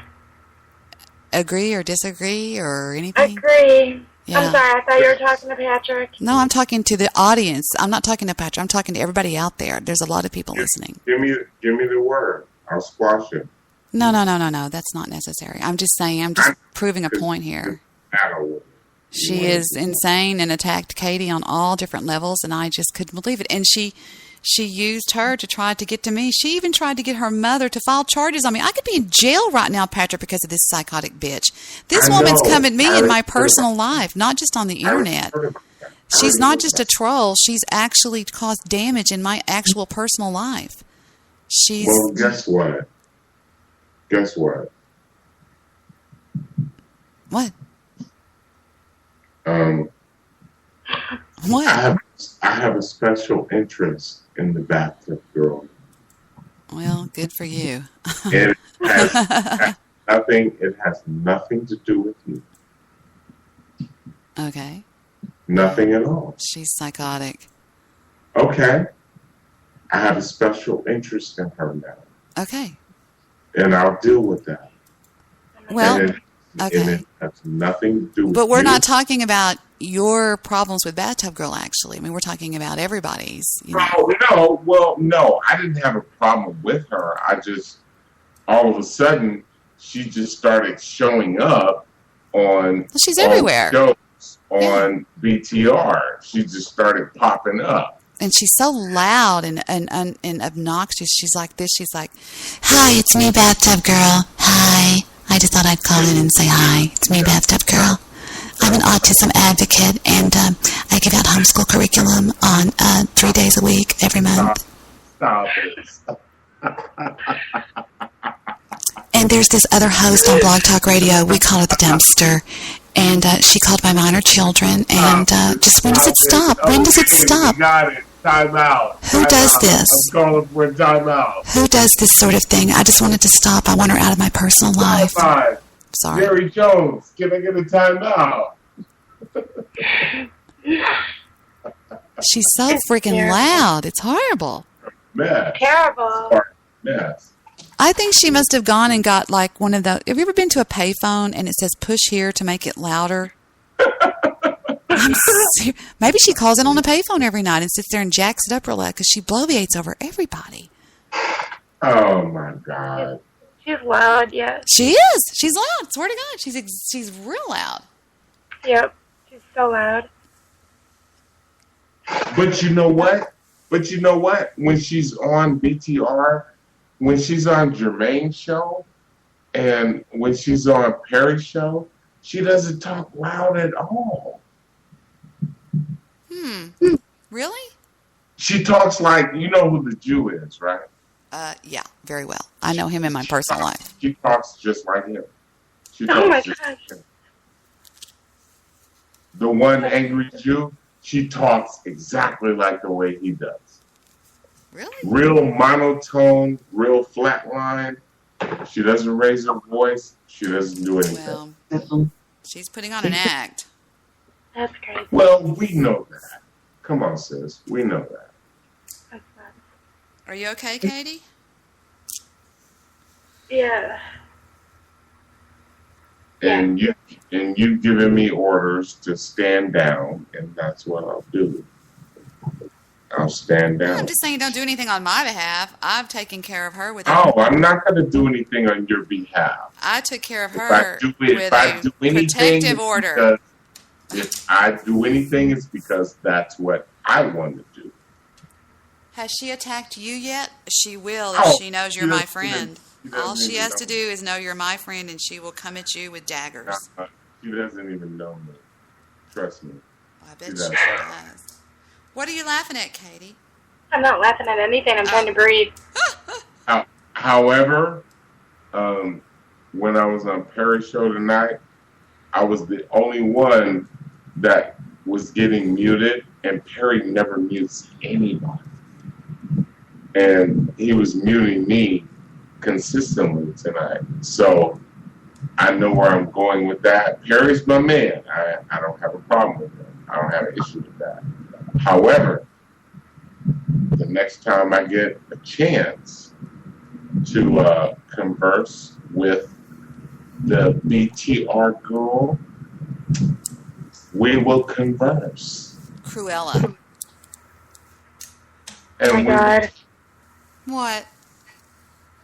I'm just saying, oh my God, to what he's saying. Oh my God. Oh, okay. She knows what's going to happen. And it's all good. I mean, I'm not going to be disrespectful. I'm not going to do anything like that. No, I already know what you're going to do. And that's just ridiculous. Oh, see? You hear this, sis? Now, she acting like she know me like the back of her hand. She already knows what I'm going to do. I know what you're going to do. I'm just kidding. I don't know what you're going to do. Yeah, you do. You were right. You were right. You know exactly what I'm going to do. And that's what I'm going to do. And let me tell you something, sis.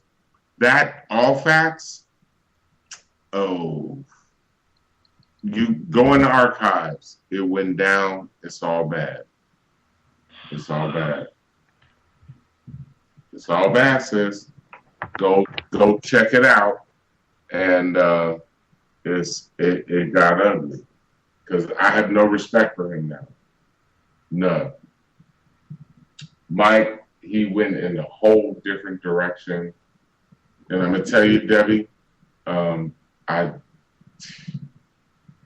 man, I respect people who stand by their principles, what they believe in. It doesn't matter if I believe in it or not. I respect that. But when somebody will flip-flop on you, that's somebody you can't trust. And I had to take him for it. I had to take him. And that's just where that is right now. And I hate that. I hate that. That's where it is. At the same time, I hate the fact that, you and Bathtub Girl, which I can't get in the middle of because I got to let you handle that and deal with it. And, because I know you can handle that. You're a veteran in this game. You know how to handle business. So there's nothing I can say about that. Nothing at all. But just know I support you 100%. Alrighty. Thank you. I don't want anybody to be afraid of anybody. I mean, why would you be afraid of why would you be afraid of Cruella de Vil, Katie? Why would you be afraid of her? What can she possibly do for you? Do to you? That's her name. Jordan, let Katie talk. What? Why are you afraid of her? Well, I mean, I don't mean to give her the doubt, but she's a little threatening type. She doesn't. If you do something against her, she's gonna threaten you. Well, Mr. Midnight Movie explained to me perfectly. He said, Debbie, she's an unwed mother with 2 illegitimate children. She's on welfare. At this point in her life, she has nothing to lose. The only thing she has is her dignity. And if you take away her dignity, then she's going to come at you with brute force. And what she did on BTR through my show, she created a false persona of being this person that she probably could have been if she would have made better decisions. And one night last year, it got all crumbled down around her. And she has vowed vengeance against me and will not let up to this minute. She still won't let up. And I've never, ever heard it put more. Somebody finally explained it to me, and it was him, and he explained it to me. And I was like, wow, that makes so much sense. I accept things that make sense. It makes a hell of a lot of sense to me. But the funny thing about it is I didn't do it. It was Sick the Tank. Sick the Tank did. She called in. See, Patrick, what happened is she was calling into my show all the time. Now, she tells people that she co-hosted with me for months.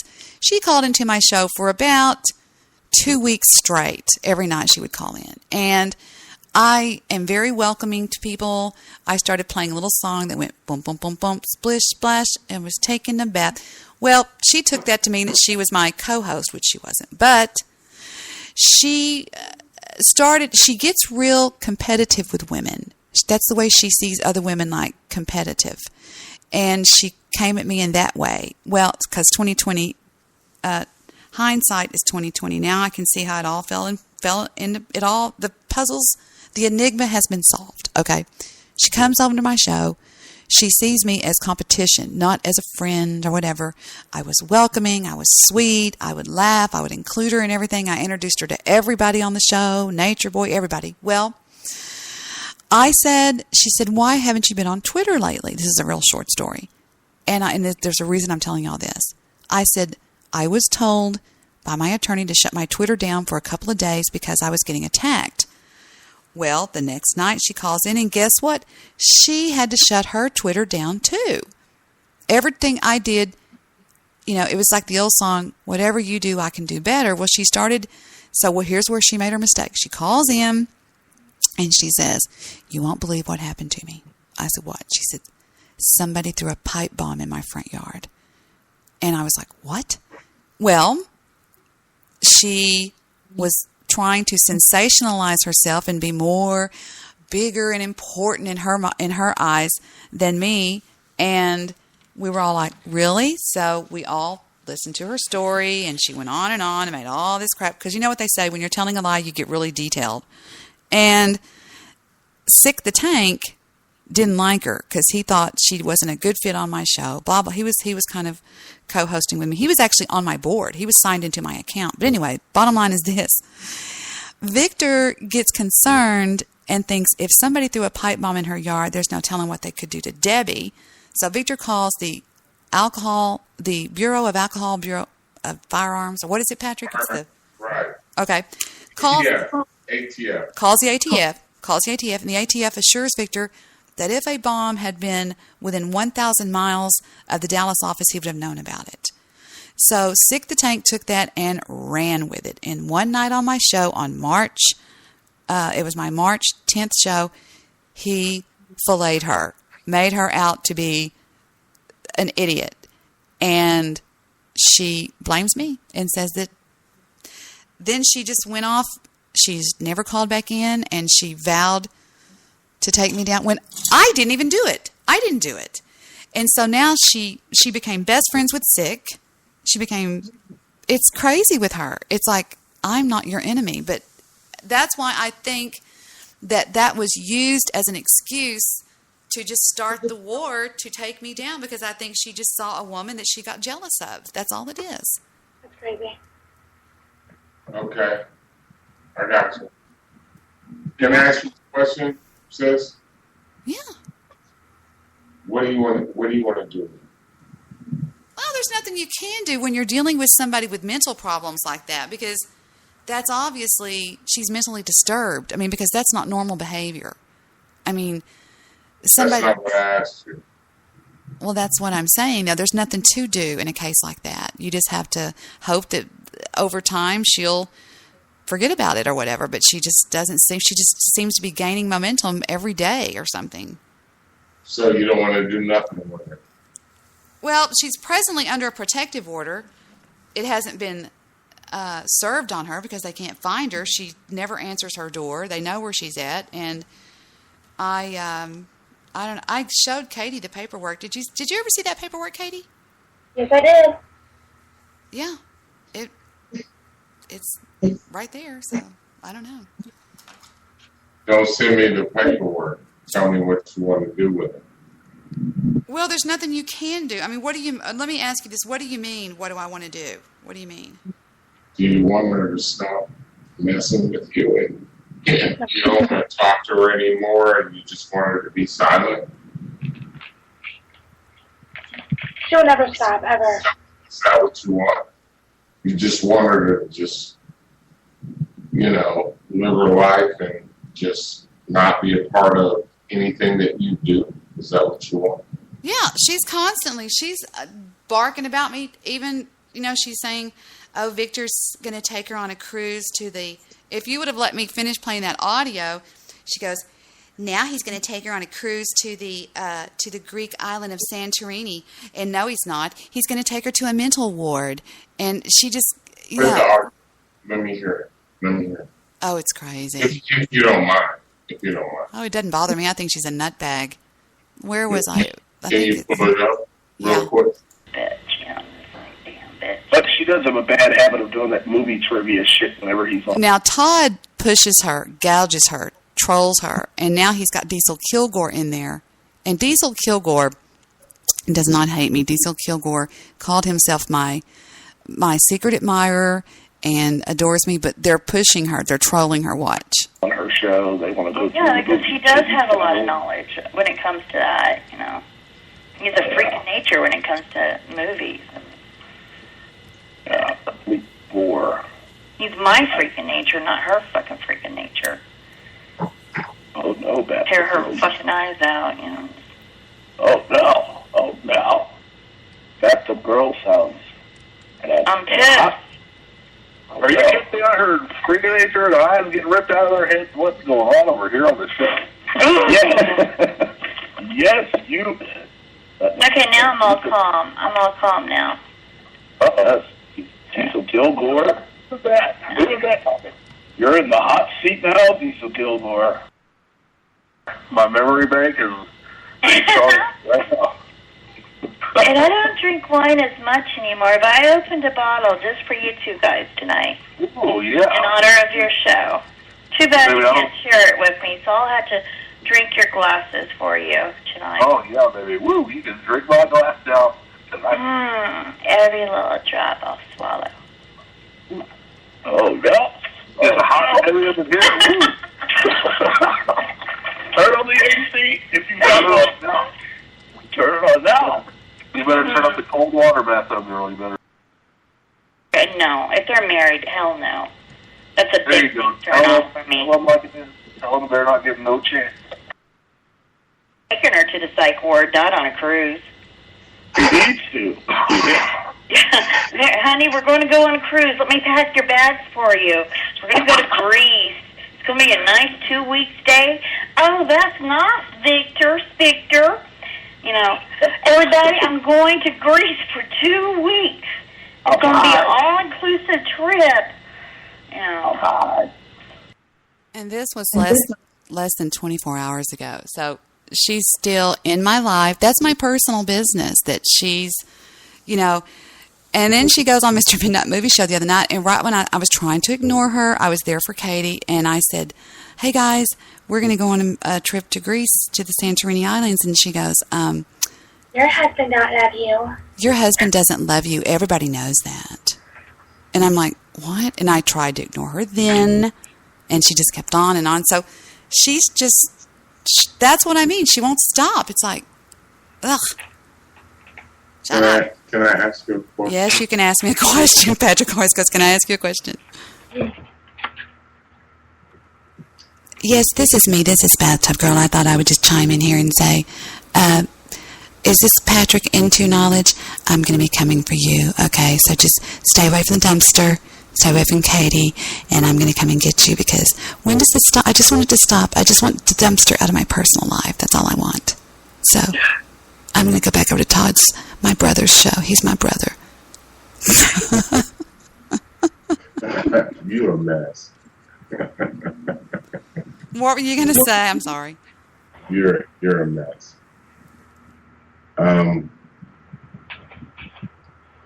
How do you want to handle this situation? There's nothing to handle. I mean, Katie, what would you say if somebody said that to you? Said what you just said? Katie yes. knows. Yeah, every time I try to go on mute and I turn around to help Victor with his computer, I have to turn back around and unmute myself to what y'all talk for just a second. How about that? I'm listening. I'm just doing something with Victor's computer because he's messed it up. Sorry. Okay. Well, Katie, let's me and you talk. Okay. What's up? What do you think I should do? Honestly, I don't really. You never know if they're listening right now. They might be. So it's like, even if you try to do something, she's going to know ahead of time. And I think they are listening, so it's probably not a great idea to set something up because she's probably listening right now, so she's going to be well aware. So. She doesn't even know me. Yeah, but she knows your voice and she knows your name. Oh, yes, I do. Oh, yes, I do. I'm sorry to break in again. This is me. This is Bathtub Girl. And the dumpster called my minor children, and I wanted to ask y'all a question. Who does this, and when does it stop? I just want her to stop. I want her to get out of my personal life, and now I'm going to go drink some wine. I love watching the steam rise and drinking wine. And Patrick, I have a sexy voice. My name is Bathtub Girl. I love you. Isn't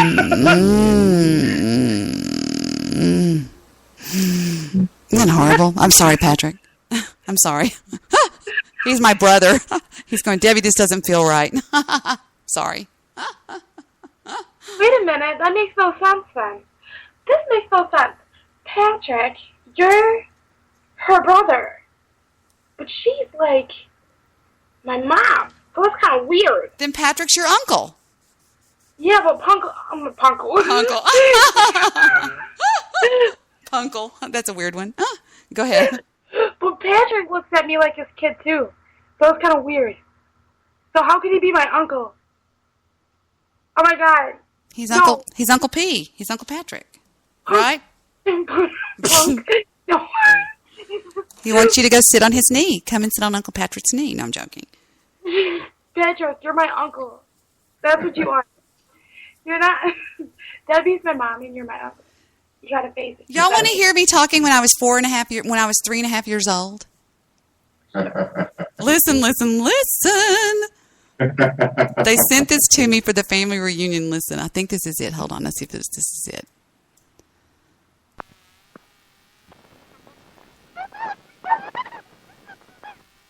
Wait.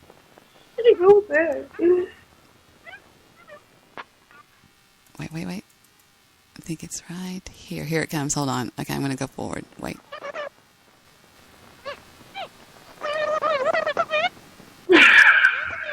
I think it's going a wee bit too fast. Wait. John, what are you doing? He trying to go piss Mama? John, what are you doing? He trying to go piss Mama? That's me saying Jay, my brother's name. He's now deceased. What are you going to do? Are you going to go kiss Mama? Did you hear? That's me. Aww. Isn't that the sweetest thing? This is me playing on my dad's recorder in the studio, in his radio studio. He was a radio DJ, and we're playing, and they found it. Listen to me right here. Listen. Hi, JJ. Here I go again. John, what are you doing? He trying to go piss Mama? Go and kiss Mama. Here I come again, right here. That's my mom. That's my mom. That's my mother playing the ukulele. Oh my God, that sounds so creepy. It sounds like that's what it sounds like in horror movies. That's why I know. Isn't that bizarre? Isn't that scary? Scary. Yeah, it's weird. It was recorded a long time ago, and it was on a reel-to-reel, Patrick, that they found in the attic of my grandmother's house. And there's all these recordings on there, but they found those of me and my brother that is now deceased. His name was Jay. I just think it just breaks my heart. I haven't listened to this part. Wait a minute. 1, 2, 3, 4. 1, 2, 3, 4. 1, 2, 3, 4. That's my father. Wow. Debbie. Yeah. Debbie. Yeah. Where are you from originally? Where Texas. are your ancestors from? Texas. Your ancestors before that? Over the pond. Are they from? German. We're mostly British and Germany. Yeah, a little bit of that. Mm-hmm. Scottish. You sound like you have an accent, though. Like when you're like 4. You sound like a country girl, kind of. Well, I was born and raised in Texas. There's no doubt about that. We all talk with a drawl. You should hear my girlfriend's mother. She's like, she'll go like this. Watch. Ring, ring, ring. Hello, Debbie. Yeah, what's going on? It's Betty. Hey, Betty. Have you seen Kay and TC today? No. Did you not know where they are? Well, me and Ann, she doesn't say Ann, she goes Ann. Me and Ann, we're going to go shopping and I'm so mad I can't find Kay right now, Debbie. She's funny. Now that's a draw. That's Texas. And it's different than the hill country guys that are up in Baltimore, Maryland. They're like, they talk more like Oro Shango. We're digging for gold up here, Debbie, They are. They're really cool accents. So anyway, I hear them all the time. You talk, Patrick, more like New York, East Coast. And that's ironic because I'm from the West Coast. Yeah. Don't you But think he sounds let me ask you something, Debbie. Mm-hmm. Come on, let's get down to brass tacks. Oh my gosh.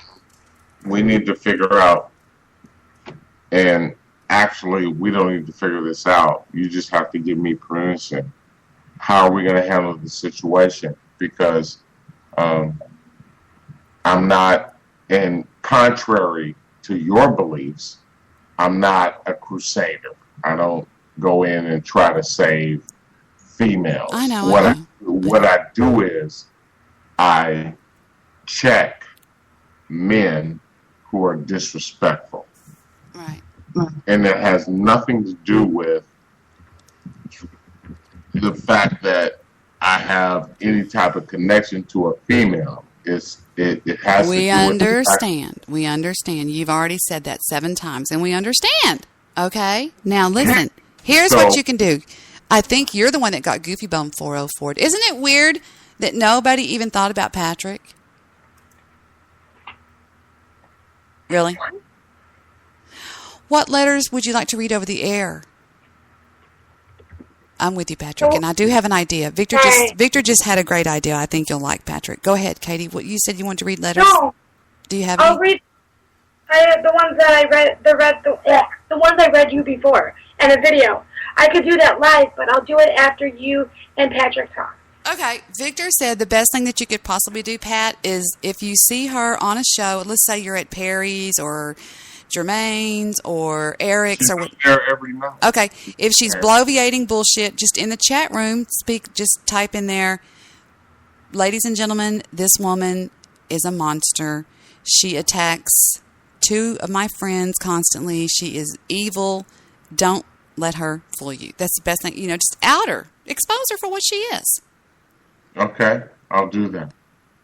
Done deal. I mean, if you... It's done. It's done. That's the only thing Right, Katie? That's the only thing I can think of. It's done. Yep. Just be honest. Just be honest. Be honest. I got her. Patrick, how old is that picture of you? That car behind you looks like a 72 Nova. I see that picture. Oh, you stop.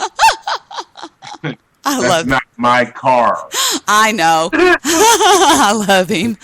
What is this? We're in August, September? Or August. That picture was taken in March. I know. The reason I say that is because your pants, those pants could never have been worn back in the 70s or something, because those are like carpenter pants, right? No. Those pants cost me like... You look fine. I love Patrick. Why are you making fun of me? I'm not. Just look at that car behind him. You should have You should have X'd out the car and put like a Mercedes or something. Hey, Katie, she looking at my shit. She like, old as dirt. Shut the fuck up, Patrick. Your mama never loved you. Mama never loved you as much as she loved me, and Daddy just owned you. So there you go. But see, here, Katie, she ain't see me. She ain't see me in my Italian lace-ups, and she ain't see me in Italian slip-ons with my Ferragamo suit, with my Armani suit. See, she ain't seen me in that. She just saw me in some casual shit. Now listen to me. We used to take baths together, and when you are wearing Versace, give me a call. Who Thank the hell you. you talking about taking baths together with? When we were children. When we were children. Remember? Oh, okay. I'm joking. When you're wearing Versace, give us a call, okay? Next. Next caller. Oh, wait a minute. Next caller? Okay. Hi, my name is Angela, and I'm calling from Debbie, what? I swear to God. What? I didn't love you so much. Man. I'd be running after your ass. Because I'd be like, oh, man, again? Here's another one clowning me. Wait, I'm going to do a new caller. I'm going to do... Wait, here we go. Caller, you're on the air with Debbie. Wait a minute. Hi, my name's Vince. I'm calling from the Bay Area. I love everybody. I want to make love to everybody, and I just wanted to give Patrick a shout out and tell you, come on down to the Bay. We love you. Thank you. Like Vincent in the Bay. Thank you, caller. Yeah, I think he said his name was Vince. I don't know. He was from the Bay Area. Has anybody ever heard of that guy or whatever? Debbie. I'm joking. Vince from the Bay. He's adorable. Patrick. Yes. Guess what? You might be a great uncle. Hooray! No. Uh-oh. No, that makes Debbie a grandma. Didn't you want you already a grandma? Do what? No. No. My daughter had a baby, but I'm not a grandma. Wait a minute. Debbie, how the hell does that work? You have a baby, but you ain't a grandma. Hey, Heather and I went across the street. They were having an estate sale. And the lady goes, are y'all related? Are y'all sisters? And I said, she's my mom. They go, oh. And Heather goes, Mother? I don't look like Hey, a grandma. let me ask you a question. The little boy I saw that looked exactly like Heather. Mm-hmm. Is that your grandbaby? Is that No, Heather? we found him walking around and just took him home with us. No, of You did course. not. He looks exactly like She Heather. had a baby 3 years ago instead of an abortion, and the father of the child put a ring on her finger, and they had we even mailed out the invitations. I have a wedding dress, okay, and they decided to just go and get married. They got in a big fight. It was horrible, and then on the 14th day, it was annulled because this guy turned out to be a monster. So he sends her child support every month and sees him about 2 days out of the month, and that's about it. So. But what I was telling you, Debbie, What? is that you might be grandma again. Oh no. Oh shit! Don't even go there. Don't even go there. You haven't even had Let me- sex. You're a little girl. Let me ask you and Victor something. Okay, I have a woman that I'm talking to right now. She's in the UK, and she's very nice. Ebony? No, no. She's very nice. However, she's had some very Did she have an not did she have an personal. did she have an addictomy? No, I'm joking. I'm kidding. I'm Come joking. on, sis. She's had children. Is that what you said? No, she doesn't have any children. Work with me here. Come on now. She doesn't have any children. Basically, our initial meeting was she told me that she has cheated on every man that she's ever been with.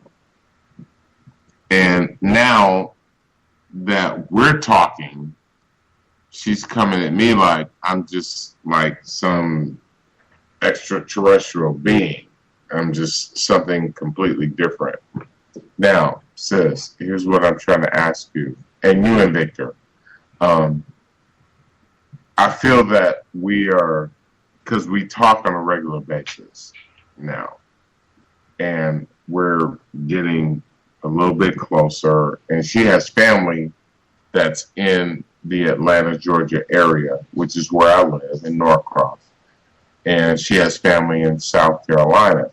So I feel that we're going in that direction, but at the same time, I'm starting to feel that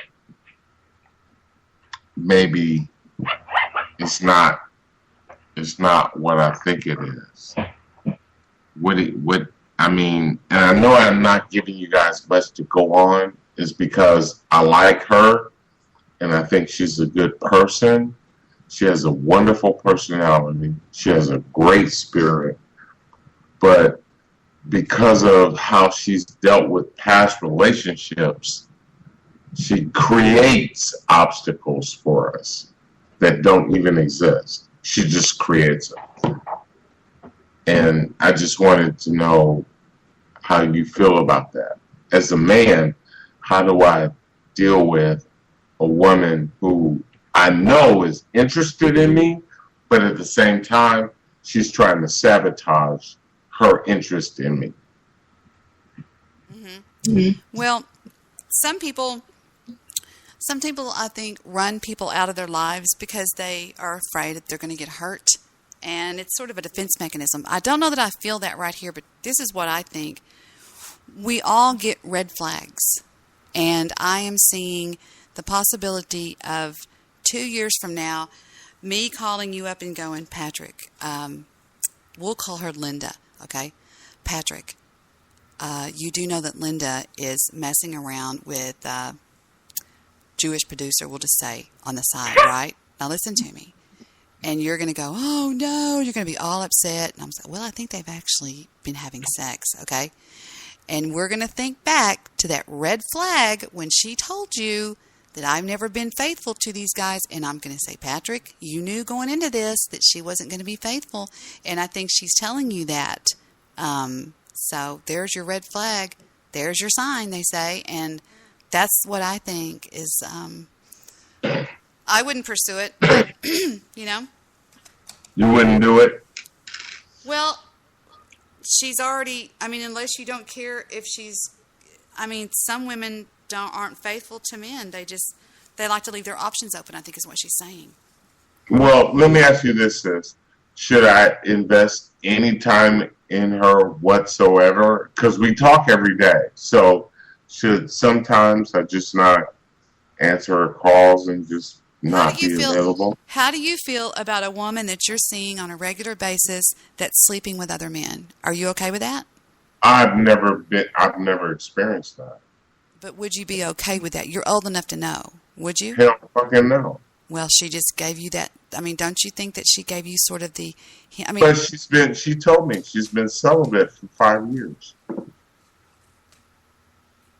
She hasn't slept with anybody in the last 5 years. Are you wanting to have sex with this woman or what? No, I don't, sis. No, well, I'm not that question. simple. Okay. You know, and do you think she's going to come over from Great Britain to closer to where you live? Is that right? No, I'd rather go to London myself because I've never been there. I like to travel. I've been to Mexico.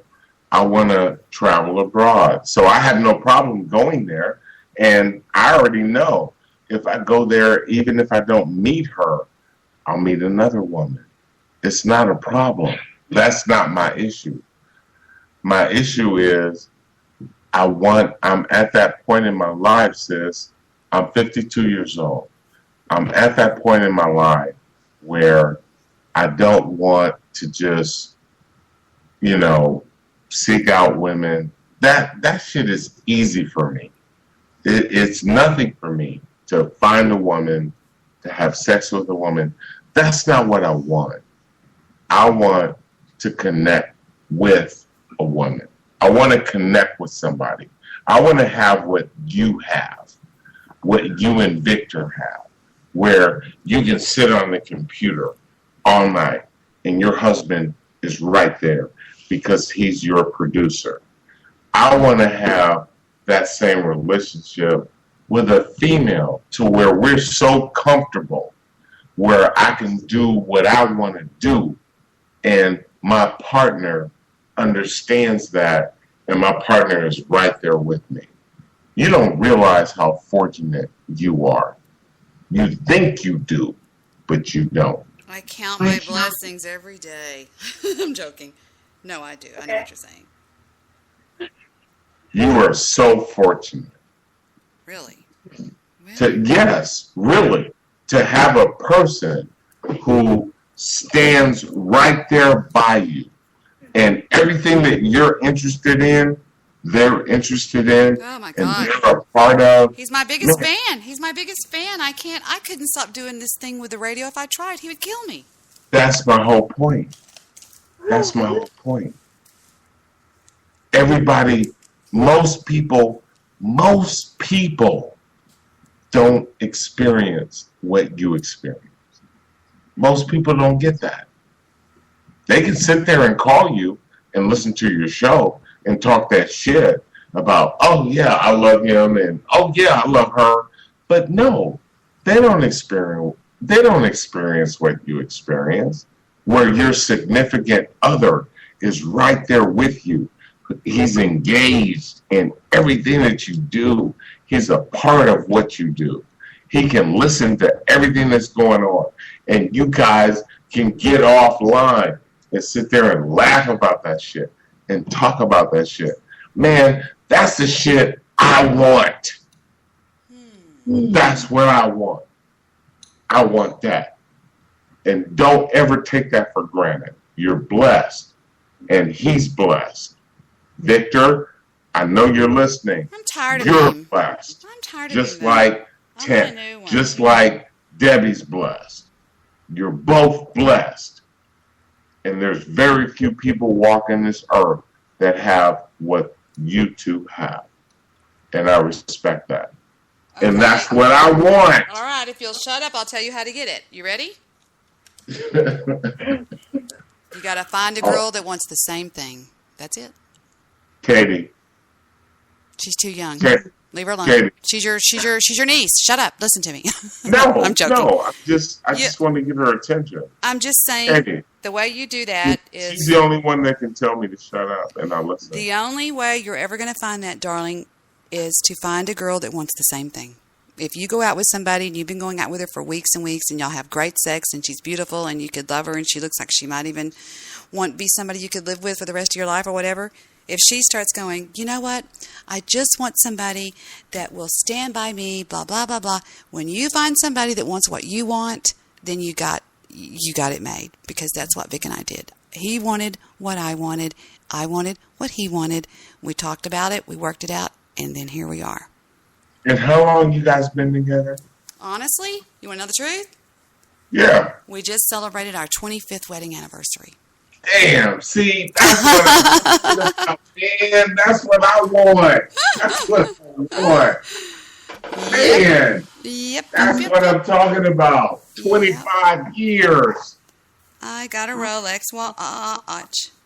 I'm joking. I did get a Rolex watch. Yeah, It's beautiful. I might go to the store and buy you some platinum shit. I love you. Just on the strength that can't nobody else do that shit. I might just be buying that shit just because I'm impressed. You know, the funniest thing about it, though, is when it came, we were like, I was on the air that night. I was actually on the air that night, the night we celebrated. And we, neither one of us, it really hit us that it was that one, that it was that, I think isn't it your silver anniversary, or what is it? It's your something. Anyway, but he got me a silver, it's a platinum Rolex. It's gorgeous. 25 years? But it doesn't feel like that. It's like so weird. It feels like... No. The reason why I'm reiterating that, does your audience realize what that means? Audience, 25 years, and they're still happy. I love him to death. He's a little monkey, and I love him, and he loves me. And I don't know.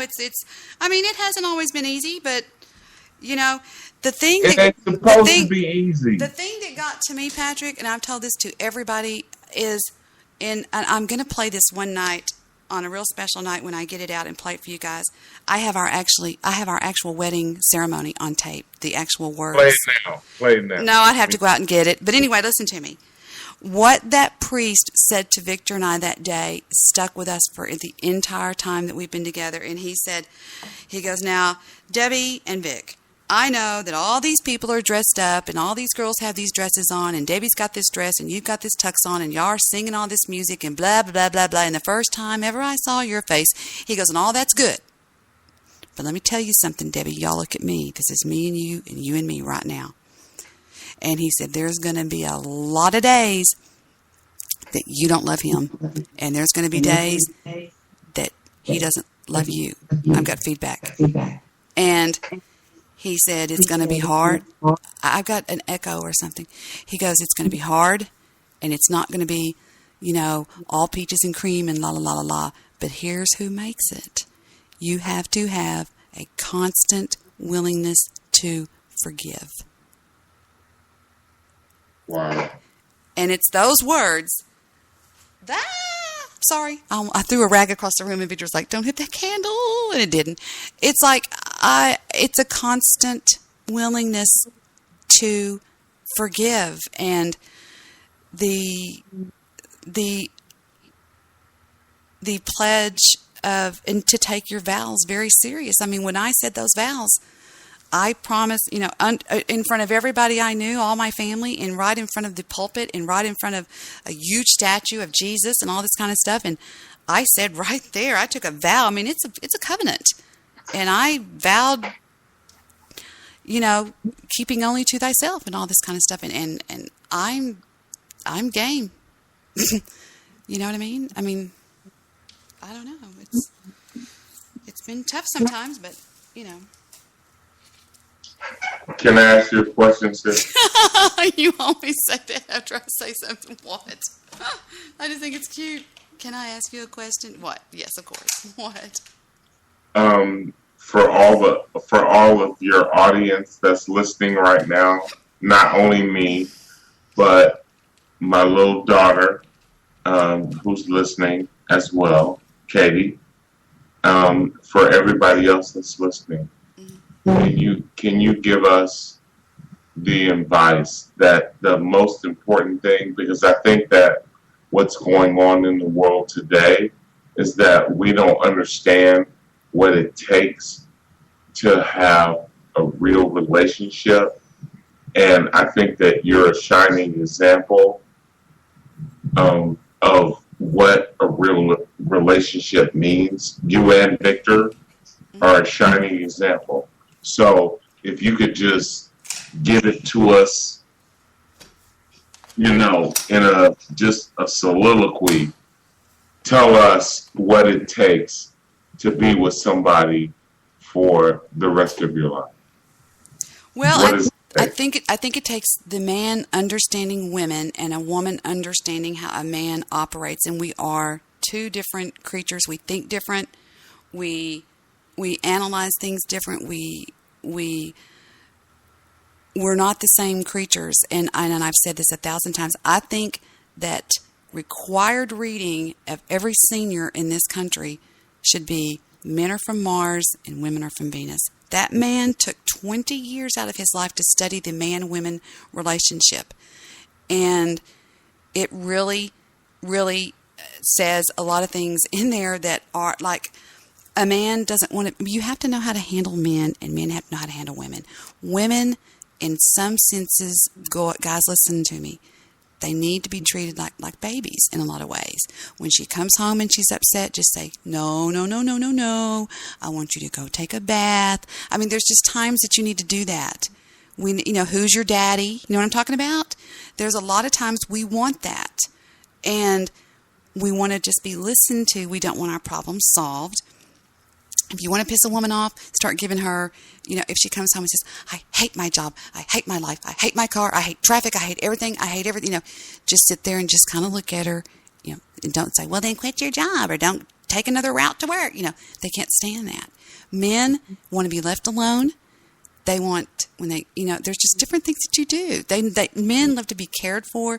For example, one thing that Victor just loves is I always feed him even if he's not asking for food, because I just know that he needs to eat. It's like, okay, let me give you an example. Examples are better. He'll get up on Saturday, he'll go out and start doing the lawn, right? Maybe that morning he had a bowl of cereal. It's 2 o'clock in the afternoon. I see him out there. He's working like a dog. I go in the kitchen. I make him a sandwich or two. I get chips. I get a half of a dill pickle. I get a soda pop and pour it over to ice, and I call him in. I say, you need to come and eat some lunch? Okay, he'll come in and eat. It's like he just needs to know that I'm there for him. I'm the soft place for him to fall, because he's out there fighting the world every day, and when he comes home, he needs to smell candles burning, smell something on the stove bubbling. He doesn't need to see a pissed off, raging bitch there's just little things that you need to do that that women need to be, they want to feel protected. They want to feel that you are their shining knight. They always take up for her. Different things like that will really help plug along through the marriage.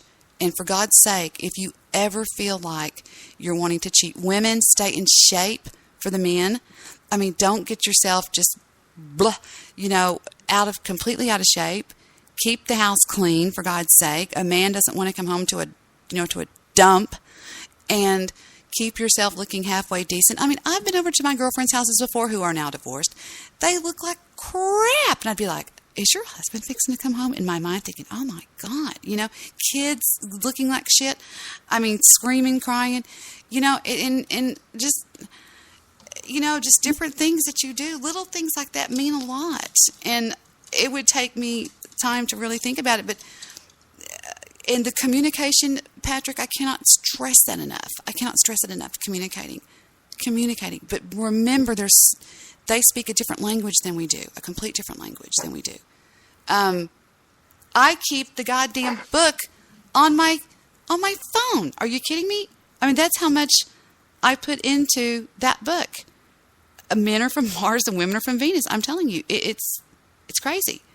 If you ever want to know the secret to getting along with the opposite sex, that's it. And like I say, I even keep it here on my phone, along with nursery rhymes. Go dog go. It's a valuable piece of work. Can I ask you another question? Mm-hmm. Is Victor right there?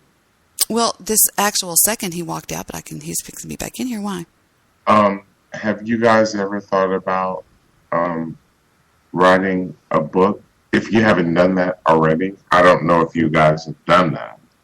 You might have already written one, but have you thought about doing a collaboration project, you and your husband, on a book about relationships? Victor's tried to get me to do something. Can I read you something? Yes. One of the biggest differences between men and women is how they cope with stress. Men become increasingly focused and withdrawn, while women become increasingly overwhelmed and emotionally involved. At these times, man's needs for feeling good are different from a woman's. He feels better by solving problems, while she feels better by talking about problems. Now, I'm going to reread that. He feels better by solving problems. She feels better by talking about problems. Okay? Not understanding and accepting these differences creates unnecessary friction in our relationships. Okay?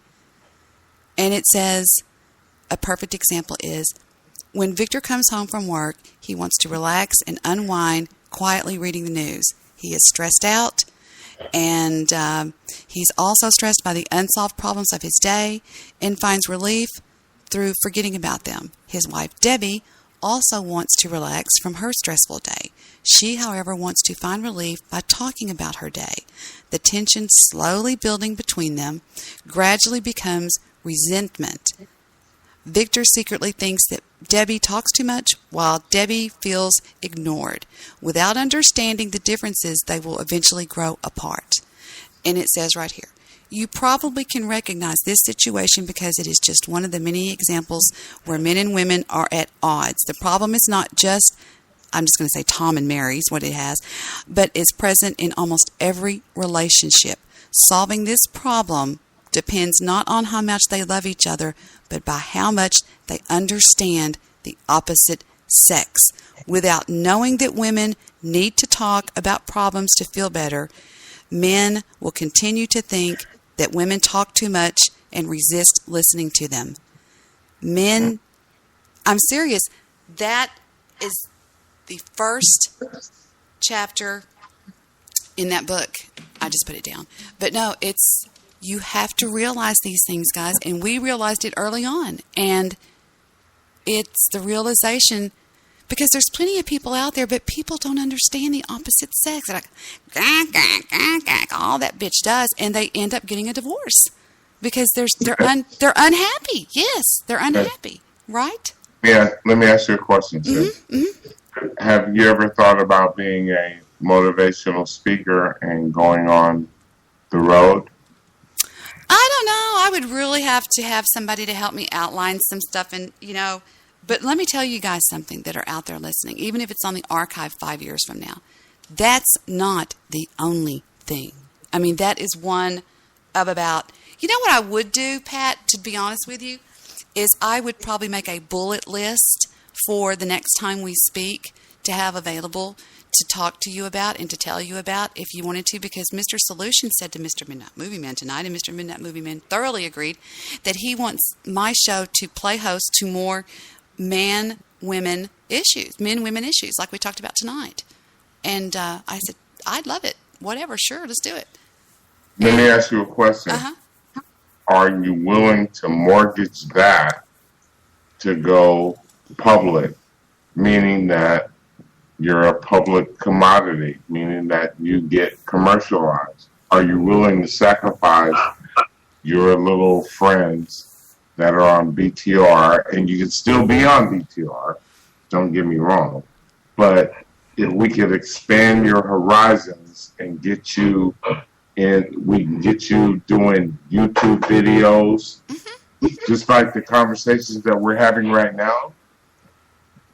Victor can get the camera, and we can put you on YouTube, and you can do YouTube videos on a scheduled basis. Sure. I already saw somebody who's doing that. I love those. Love those. And she went viral.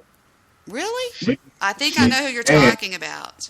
And her name is Superwoman. I've seen her. Oh my God! Isn't she a black? She's a black woman, right? No. No. Indian. Okay. Okay, that must be the same person I'm thinking about. Hold on. No, it's the same one. She's Indian. But I think it's great. She taps into the black community. She taps into the white community. However, she supports the Indian community. So once her thing went viral, because she lives in Toronto, Canada. So she went to London, and then she got engagements in Washington, D.C., New York City, and I'm telling you, you can do the same thing. City, and I'm telling you. Victor was checking the feed. There's a lot of people that have told me. There's a lot of people that have told me this, that have said that's what I should do. I think it would be great to have, and Victor is not a very talkative person. I think it would be great to have a male. Get him to do the production, which is what he does, and do a video. You have a YouTube account, right? You have a YouTube account. Okay, film a video with you talking just like you do now. Same thing, just like you do now. Do a video, and what she did was she does only 2 videos a week. She does a video on Monday and Thursday. That's all she does. Superwoman. I stumbled up on her today. I subscribed to her channel, and she's only 25 years old. Dang. Come on, sis. You can do it. And you don't have to do nothing. All you have to do is and what she does is she does this satirical stuff. She makes fun of her Indian heritage, and then she talks about, what it's like to be on a period. She just does goofy stuff, and it works. And you have much more than that. Your library is so much deeper than that. Come on, man. You okay, Katie? Once you do that first YouTube video, you'll start feeling that, and you'll see it, and you set up your YouTube page, which you already have. Okay, you already got a YouTube page. But anyway, put the videos on there and just do stuff. You can do, you can just do crazy stuff like, oh, well, here's my daily routine with me and, my husband, Victor, and, you ain't got to mention his name, but here's my daily routine with my husband and my son or my daughter and my grandkids. And you just got to make it fun. I'm telling you. And do me a favor right now. You got your computer up, right? Go to YouTube. Go to YouTube. We gonna do this together. Just so you can see what I'm talking about. Give me a second. We're gonna go to YouTube. Katie, are you okay? What are you doing? Nothing. Oh, okay. I thought you were doing something. I'm sorry.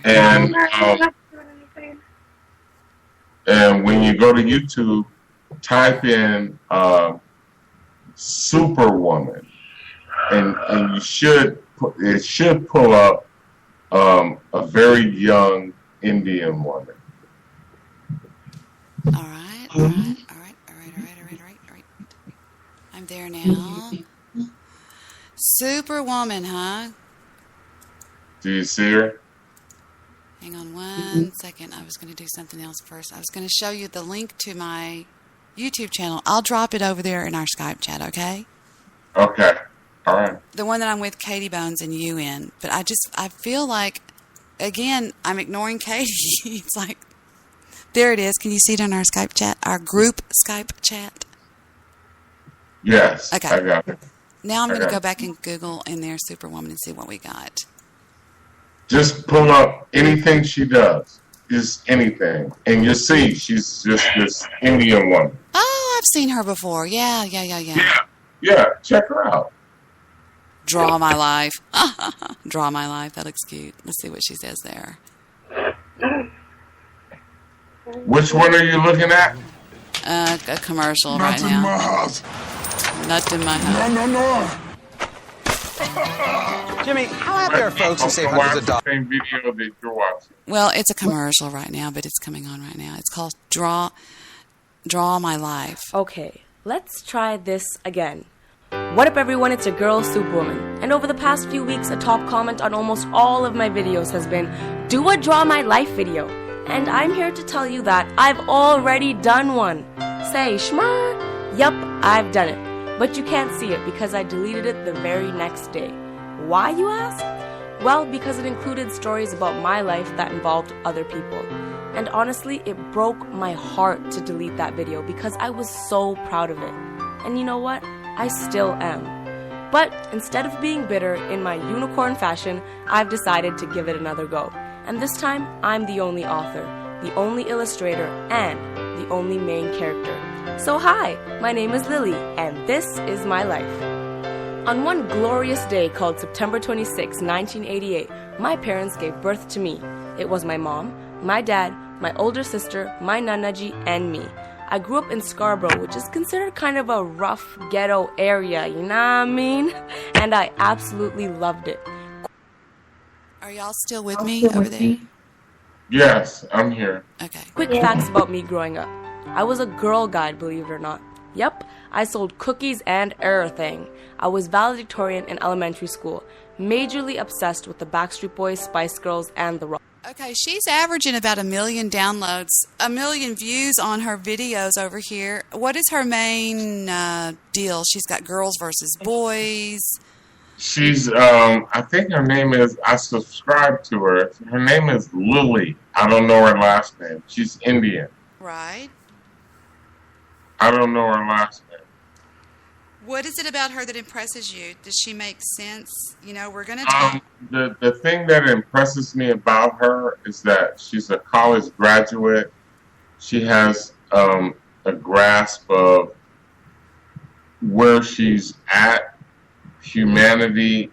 Her humor is satirical, and it's very poignant, and she's just on point with it. And you're even better than her. That's the thing. Man, click on another one of her videos. This is why I want you to watch it. Because you can do this shit better than she does. That's why I want you to watch it.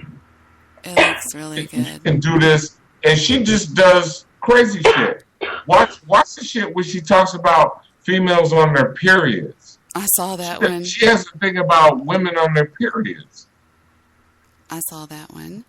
And I saw... click on that one. Reasons I fail at life. I see things that parents don't understand. A message to McDonald's. Let's watch the same one together. Let's watch a message to McDonald's. How to save money at school. Let me see if I can find it. You got that one? How to save money at school. But see, that's really not us. That's not really our age limit, but whatever. I mean, I can do that. But no, I want you to see the whole delivery and how she's marketing herself. We have parental bipolar syndrome. That would be more... Okay, all right. Let's look at that one. Where's that at? Hold on. You said, which one is it? It's by Superwoman Vlogs. Is that the same thing? I'm sorry. Maybe that's not her. Katie, are you okay? Are you crying? Are you sneezing? Are you blowing your nose? What's up? Who, me? Katie. Oh. Okay.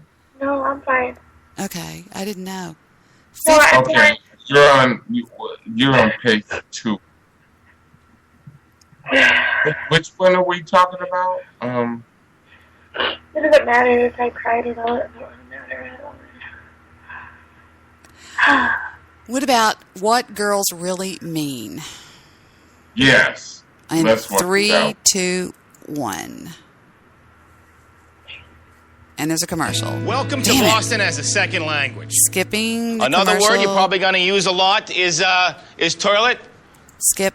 Starting Welcome, now. Winter girl, Superwoman, Daw F. Did this Jalouse really just straighten half her head? Yeah, yeah, I did. You know why? Because it's a metaphor, for this video, what girls mean. Because when you hear it, you think it's nice and smooth and straightforward, but in actuality, it's a wavy, hot mess. Also, my arm got really tired. Man, look at this unicorn tail. Ain't nobody got time for that. He's sitting there like a sucker straight in my head. Man, I don't care, man. Okay, it shows I'm in root with my culture. I don't care, okay? It shows that I can do the frizzy, Madhuri Dixit, or I could do the, Megan Fox Transformers. This is my thing. I'm starting this. This is the trend, okay? Set me straight and swag. This video was about something else. Right. What girls really mean. Honestly, this video is so damn selfish. It always needs a topic all to itself. Now, I wouldn't say I'm a dramatic girl. I'm pretty straightforward. If I'm upset, I say I'm upset. If I'm mad or don't like something, I will say it. But let's be real. No matter how cool or straightforward a girl is, there's still a majority of us who say things that are confusing as hell. So fellas, sit the F down. Grab a pen and paper and allow me to make your life better, or possibly worse, as I tell you what girls really mean. Allega. Never mind. You're too stupid to understand. It doesn't matter. It so matters. I'm just gonna pretend like it doesn't matter right now so I can bring this up later and be mad then. Use your judgment. Yeah, I don't want to tell you what to do. I want to see what you do, because then when you F up, it's all your fault. I am testing you. My stomach hurts. I have my period. My back hurts. I have my period. I'm sad. Period. I'm upset. Period. Can you pick me up a Mars bar on the way home? Effing period. You don't get it. Period. You always get me. I'm on my period. You don't love me. I'm on my period, and I want you to hold me and make me feel sexy. You don't love me. I'm on my period, and all you can think about is touching me. Get off me. Okay then. Go F yourself. Wait. What? Hi. You're in danger. Yeah, okay? You need to go back in time and reverse the sentence you just said, or everything you own is gonna be in a box to the left. Whatever. Honestly, you're just an effing idiot in the middle of an argument. Yeah, you know what? I'll call you back. No, I'll call you back. Calling. All right. Now, hang on just 1 second. I want to counteract with this. Listen. Okay. So here's this man who only does what he has to do. So in the beginning, when he's dating you, he knows, I have to communicate to you that you're special, that you're important, that I love you, that I think you're beautiful, that you're interesting to me, that I want to have a relationship with you, that you're the number one person I want to have a relationship, that I have special feelings for you that I don't have for anybody else. So in the beginning of a relationship, he knows he has to communicate that. So he does. Statistically, men talk more on the third date than any other time in the relationship. That's about the time when he's sizing up the situation, and he's letting you know some of his feelings and where he wants to go with this thing. It's almost like I introduce myself to you. Hi, I'm John Gray. I've communicated that. Now, let's say we're in a relationship. Do I remind you every time I see you? Hi, it's me, John Gray. No, I don't have to, because you should know. I've told you that. Well, that's the way men think about dating. I did all that dating stuff. You should know I like you. Why do I have to do it anymore? See, this is the Martian mentality. Men don't know if you want a happy woman, you have to do the dating stuff. There never comes a day when you don't have to do it if you want this to be a happy woman. Did you hear that? Yes, I did. This is the author of what I'm talking about. Let him finish. Watch. If you want to be the one who can take credit for some of that happiness, you have to do the little stuff. See, that's what dating is. Dating is the little stuff. Like, I know, oh, you look great tonight. Oh, I like those earrings. Oh, I love your hair this way. It's changed. It's different. See, that's the little stuff. See, it all comes down to scoring points. And women score points differently from men. Men, we know how we score points. Men are very conscious of scoring points, by the way. Women are not so conscious of it, but they do it all the time in relationships. Men score points in life all the time. It's like, by the car you drive is how many points you've scored. So men are looking at their income, their job position, and all those things. So if you work for a company, if you make the company a lot of money, you get a big reward, right? That's a lot of points. If you work for a company, you do a job that makes a little money, you get a little points. That's the way men are always thinking. Do big things, get more points. Do little things, get little points. If you sit on the bench, you're a good supporter on the team, but you don't get the glory. Women don't see it like that. Now watch him explain this. You run the touchdown, you get the glory. So men are going, I want to run the touchdown. Big stuff gets big points. That's the way men think. So they assume women think that way. Women don't think that way. They can relate to that. They can relate to everything I say about Mars. But they have got other genes. They got other hormones. Their brains are different. It's a whole different world that women live in. The big stuff is not more important than the little stuff. It's still important, but it's not more important than the little stuff. And if you take away the little stuff, you're losing points every day. And let me explain how that works. It's the Venusian scoring system. On Venus, and I heard this as a little boy. I didn't buy it. My mother said, now remember, it's not the present that counts, it's the thought that counts. The thought that counts, the thought's nothing. I want the actual thing. But on Venus, the thought is just as important as the present. The wrapping is just as important as the present. The card is more important than the present. Did you know that every year on our anniversary, Victor used to take me to this certain restaurant, and the first anniversary, he took a matchbook and wrote out an anniversary card to me. That card means more to me than any other thing I think I've ever got from him in my life. And that's what he's trying to put in. It's those things that you've got to understand or it won't work. He's almost through. If I just go get the present, I buy an expensive present for my children. I have 3 daughters, wife, female dog, female rabbit, the whole kabang. Venus surrounds me. I bring them a present. I figure I'm getting a great expensive present. That ought to be enough. No. It's the wrapping that they get all excited about. It's the card. Where's the card? Where's the ribbon? Where's the fluff on the ribbon? You got to make the ribbons go like this. All those details. The big talk of town at holiday time at my house is I wrap the presents. He wrapped the present. You wrapped the present? He wrapped the present. Who wrapped this present? I wrapped the present. It's like nobody's talking about what I bought for them. So what happens is that men give a lot of points for something big and little points for something little. Women give equal points for every act of love. Big act of love, 1 point. Little act of love, 1 point. Now think about this, guys. This makes good mathematical sense. You can use this to your advantage. That little gene, never do what you don't have to do, can really be happy here. You don't have to do big stuff to make women happy. You can be the conqueror. You can be the king. You can be the hero of the day by doing little stuff. Little stuff does not take a lot of time, energy, or money. And that's what I'm talking about. You ask me what I would do. I mean, I would take the knowledge that I learned from different things in my life and listening to my mother was a huge influence on my marriage and how it worked and how it, and I do agree that I could help some people out there, I think I could even help people that are already married and are having problems. By the way, can y'all hear me vaping? I've tried to quit smoking. I've gone to an electronic cigarette. Have y'all ever had these? No? Oh, they're amazing. Mine is the blue, BLU, and it's amazing. Did we lose Patrick? No. Can I ask you a question, sis? I was waiting on that. Yeah. For everybody that's listening, me and this woman, we had a connection, and we have a connection from the very beginning. And the one thing that I want to ask her, because she's been blessed with being with someone for 25 years, and that's a blessing. Most of us probably will never experience that, and that's not raining on your parades if you are falling in love or or if you're in love.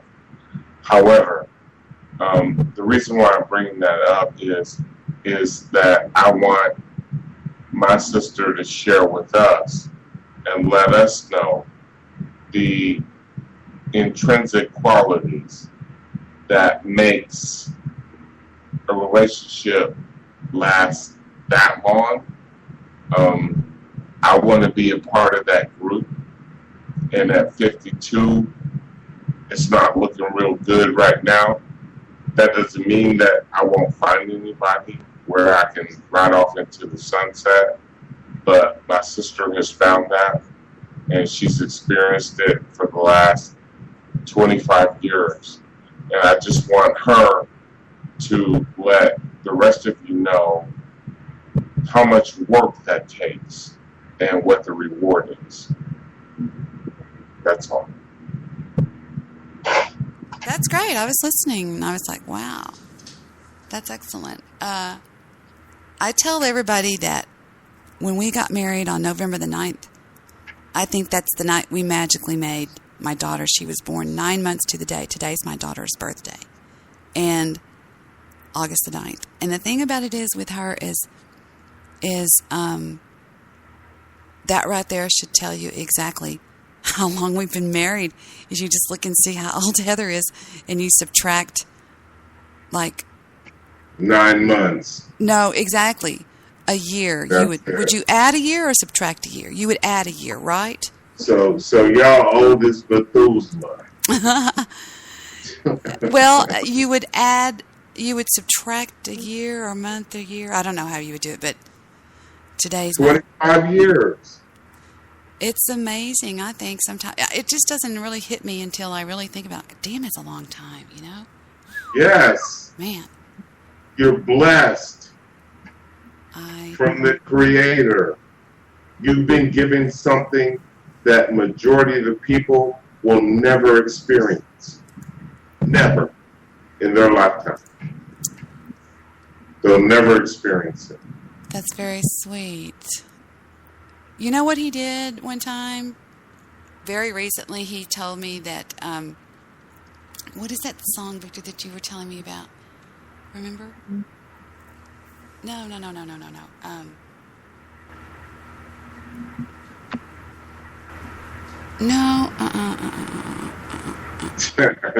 See, now she's acting like a woman.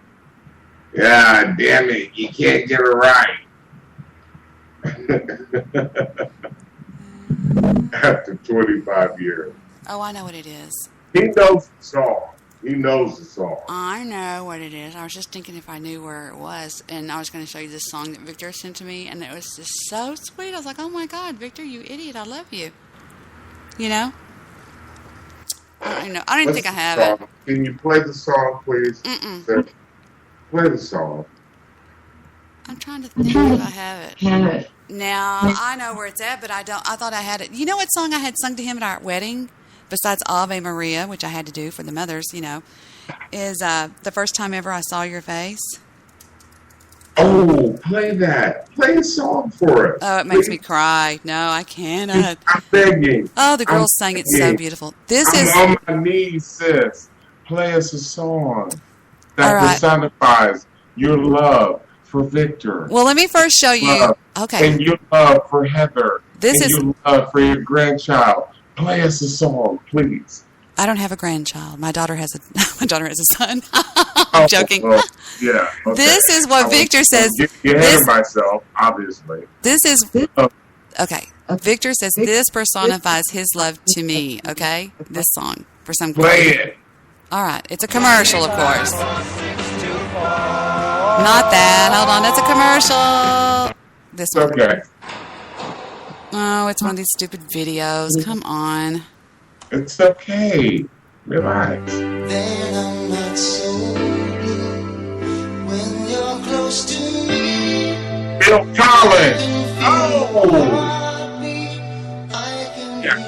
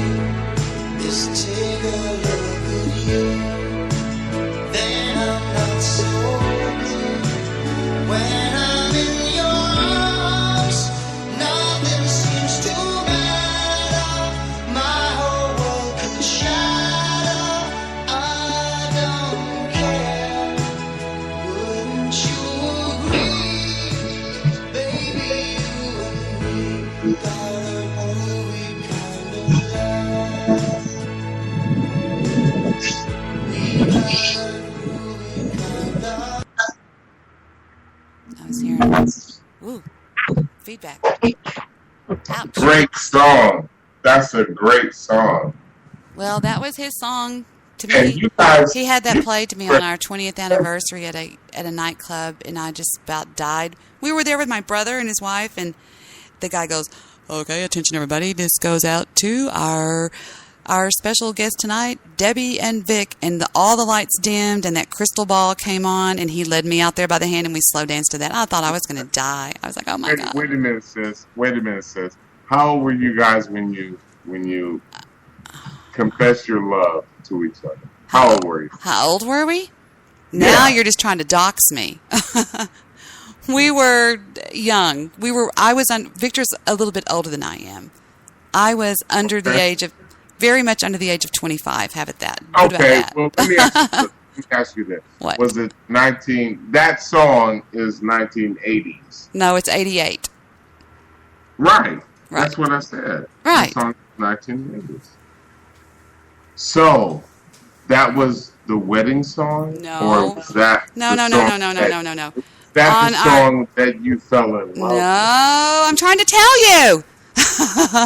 On our 20th wedding anniversary, okay? On our 20th wedding anniversary, he picked out that song for some reason and had it played when we were at dinner. And it's an old song. It's not like it was fresh off the wire.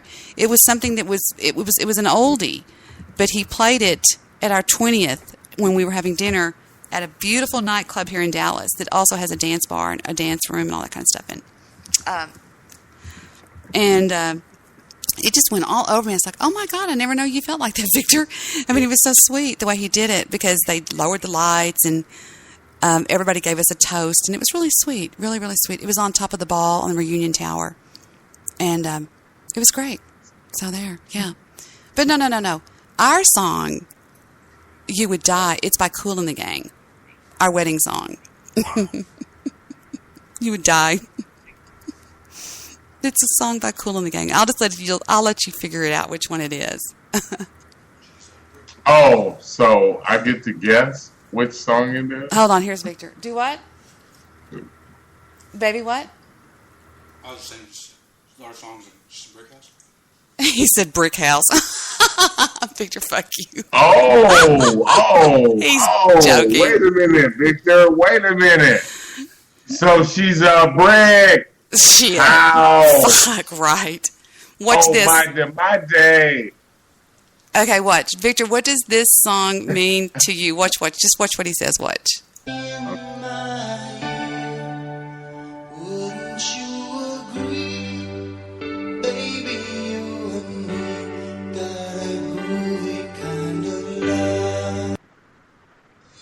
Okay, he's listening to it. Wait. Hold on.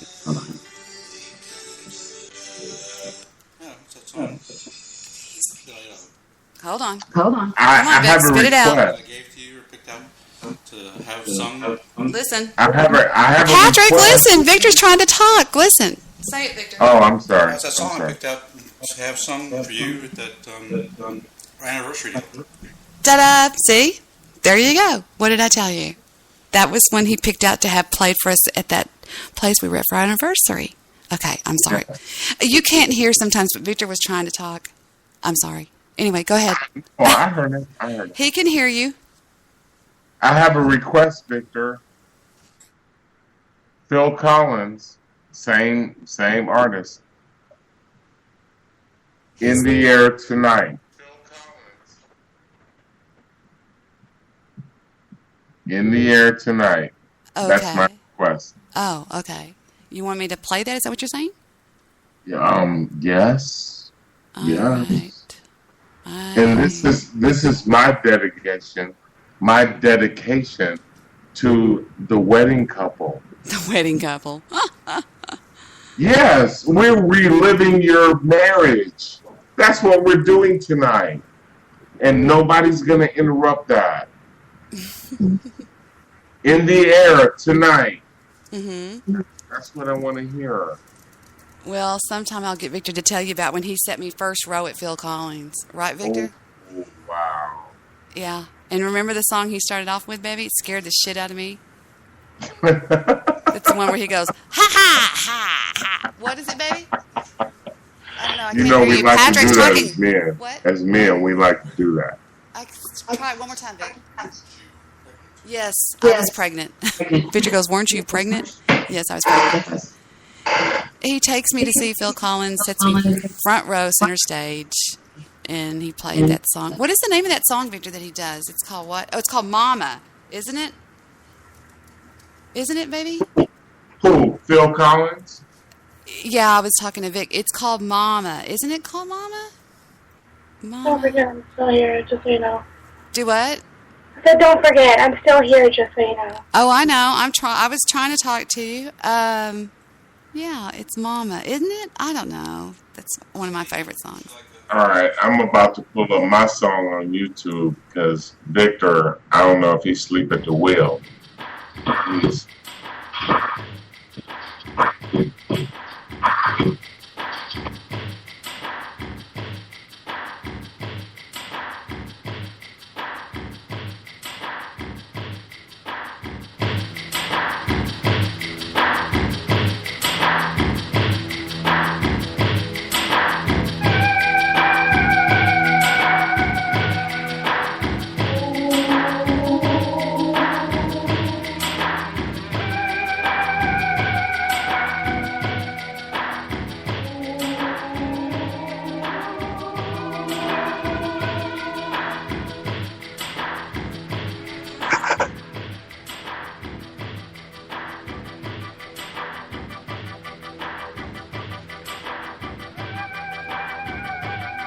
You got to imagine, guys, we're sitting there and the curtain is drawing real slow, and there he stands in his Versace suit right in front, right 4 feet from my face.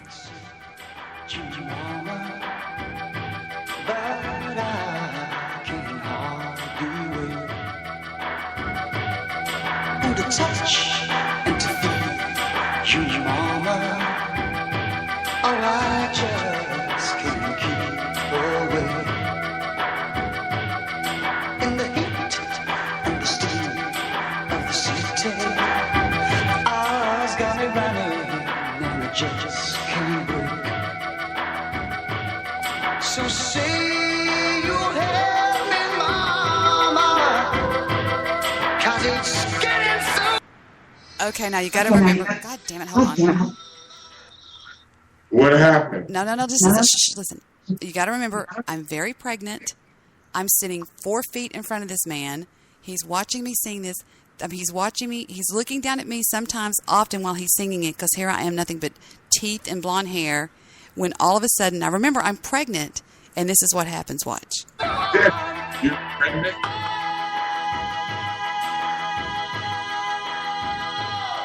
Now I can keep you, mama, but I know you're always there.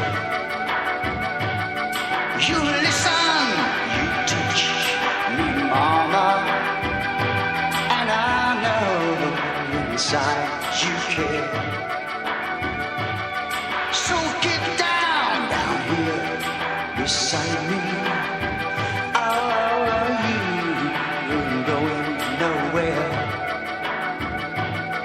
No, I won't hurt you, mama, but it's getting so hard.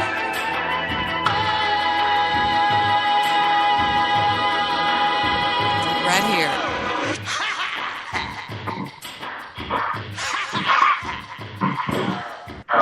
Patrick, I got feedback. Bad. This is going to be horrible audio for the playback. For the archive. What? You're getting feedback? Yeah, from you I'm getting echo because your speakers are going back into your microphone, and it's going to be horrible for the playback. But what had happened is it scared me to death because all of a sudden at one part he just goes, ha, ha, ha, and all the lights came on, and the baby inside me just jumped out of its seat. Okay? And my brother, who's next to me, stands up because everybody was standing up, and he goes, get behind me. So they sandwiched me and my tummy in between Victor and my brother. My brother's really big. And they were like, because this baby was like going, what the crap? Well, if I'm lying, I'm dying. When that baby was born, which is my baby angel, okay, check it out, came out loving Phil Collins. I swear to God. Am I lying, Victor? Am I lying? No. Is that not weird or what? And we're always telling people that story at parties and stuff. It came out loving Phil Collins, and we'll never understand if it had to do with that or not. Isn't that weird? No, I'm sure it had a lot to do with that. Now, are you still getting feedback? No.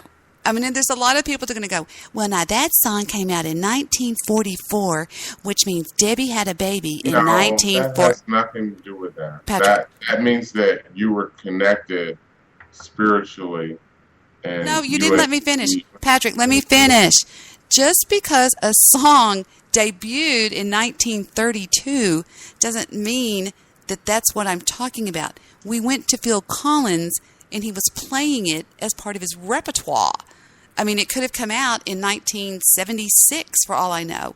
But it doesn't mean, well, that means that Heather was actually born in 1942. You know, they're so stupid, these people. So what I'm saying is my daughter came out, for some reason, was under the age of 1 and would just go crazy when she heard Phil Collins.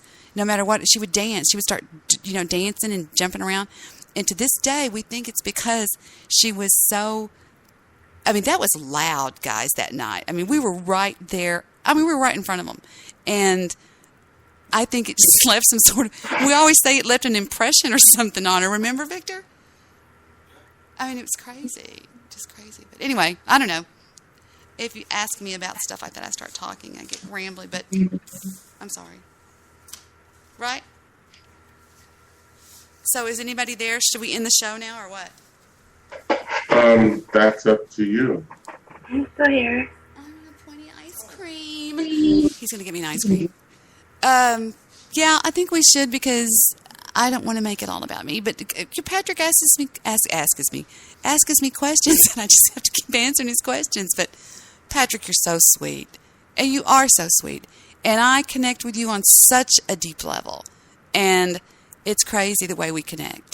And I don't know, maybe we really are brother and sister. You never know. But I really do. Katie, you are under my wing. I am your Psalm 91. I am your protector. Come at me, you frickin' psycho bitch. Not you. I mean, wow. Cruella DeVille. Wow. I mean, I don't think she'll ever touch her again. I really don't. So don't worry about it, Katie Bones. Don't worry about it because you've got a lot of people behind you. More than you know, Katie. More than you know, love you. That's all I'll say. And, I mean, it was serious. She really did. She went all over her. And it's not that we're making a big deal out of something that's not big deal makeable-ish. It was a big deal. She really scared Katie. And she lied and told Katie things that were horrible. And Katie's young and vulnerable. Because I can imagine when I was that young. You remember being that young, Patrick. And it probably scared this kid to death. And damn her and shame on her for doing that. All to get to me. Victor brought me an ice cream. Nana, nana, nana. Can I ask you a question before we go, Debbie? Yes. He always goes, can I ask you a question? And I'm asking you this out of strict honesty. Mm-hmm. Bathtub Girl is trying to cross over, and she's going to shows that you don't go to, but she's going to shows that everybody knows who you are.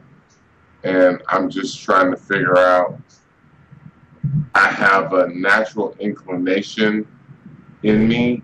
I'm connected to you, and I'm not connected to her.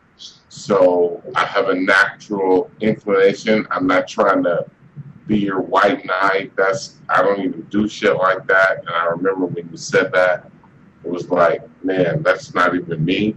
I don't do that. I'm not Captain Saberho. But anyway, what I want to express to you is, should I just ignore her and not say anything?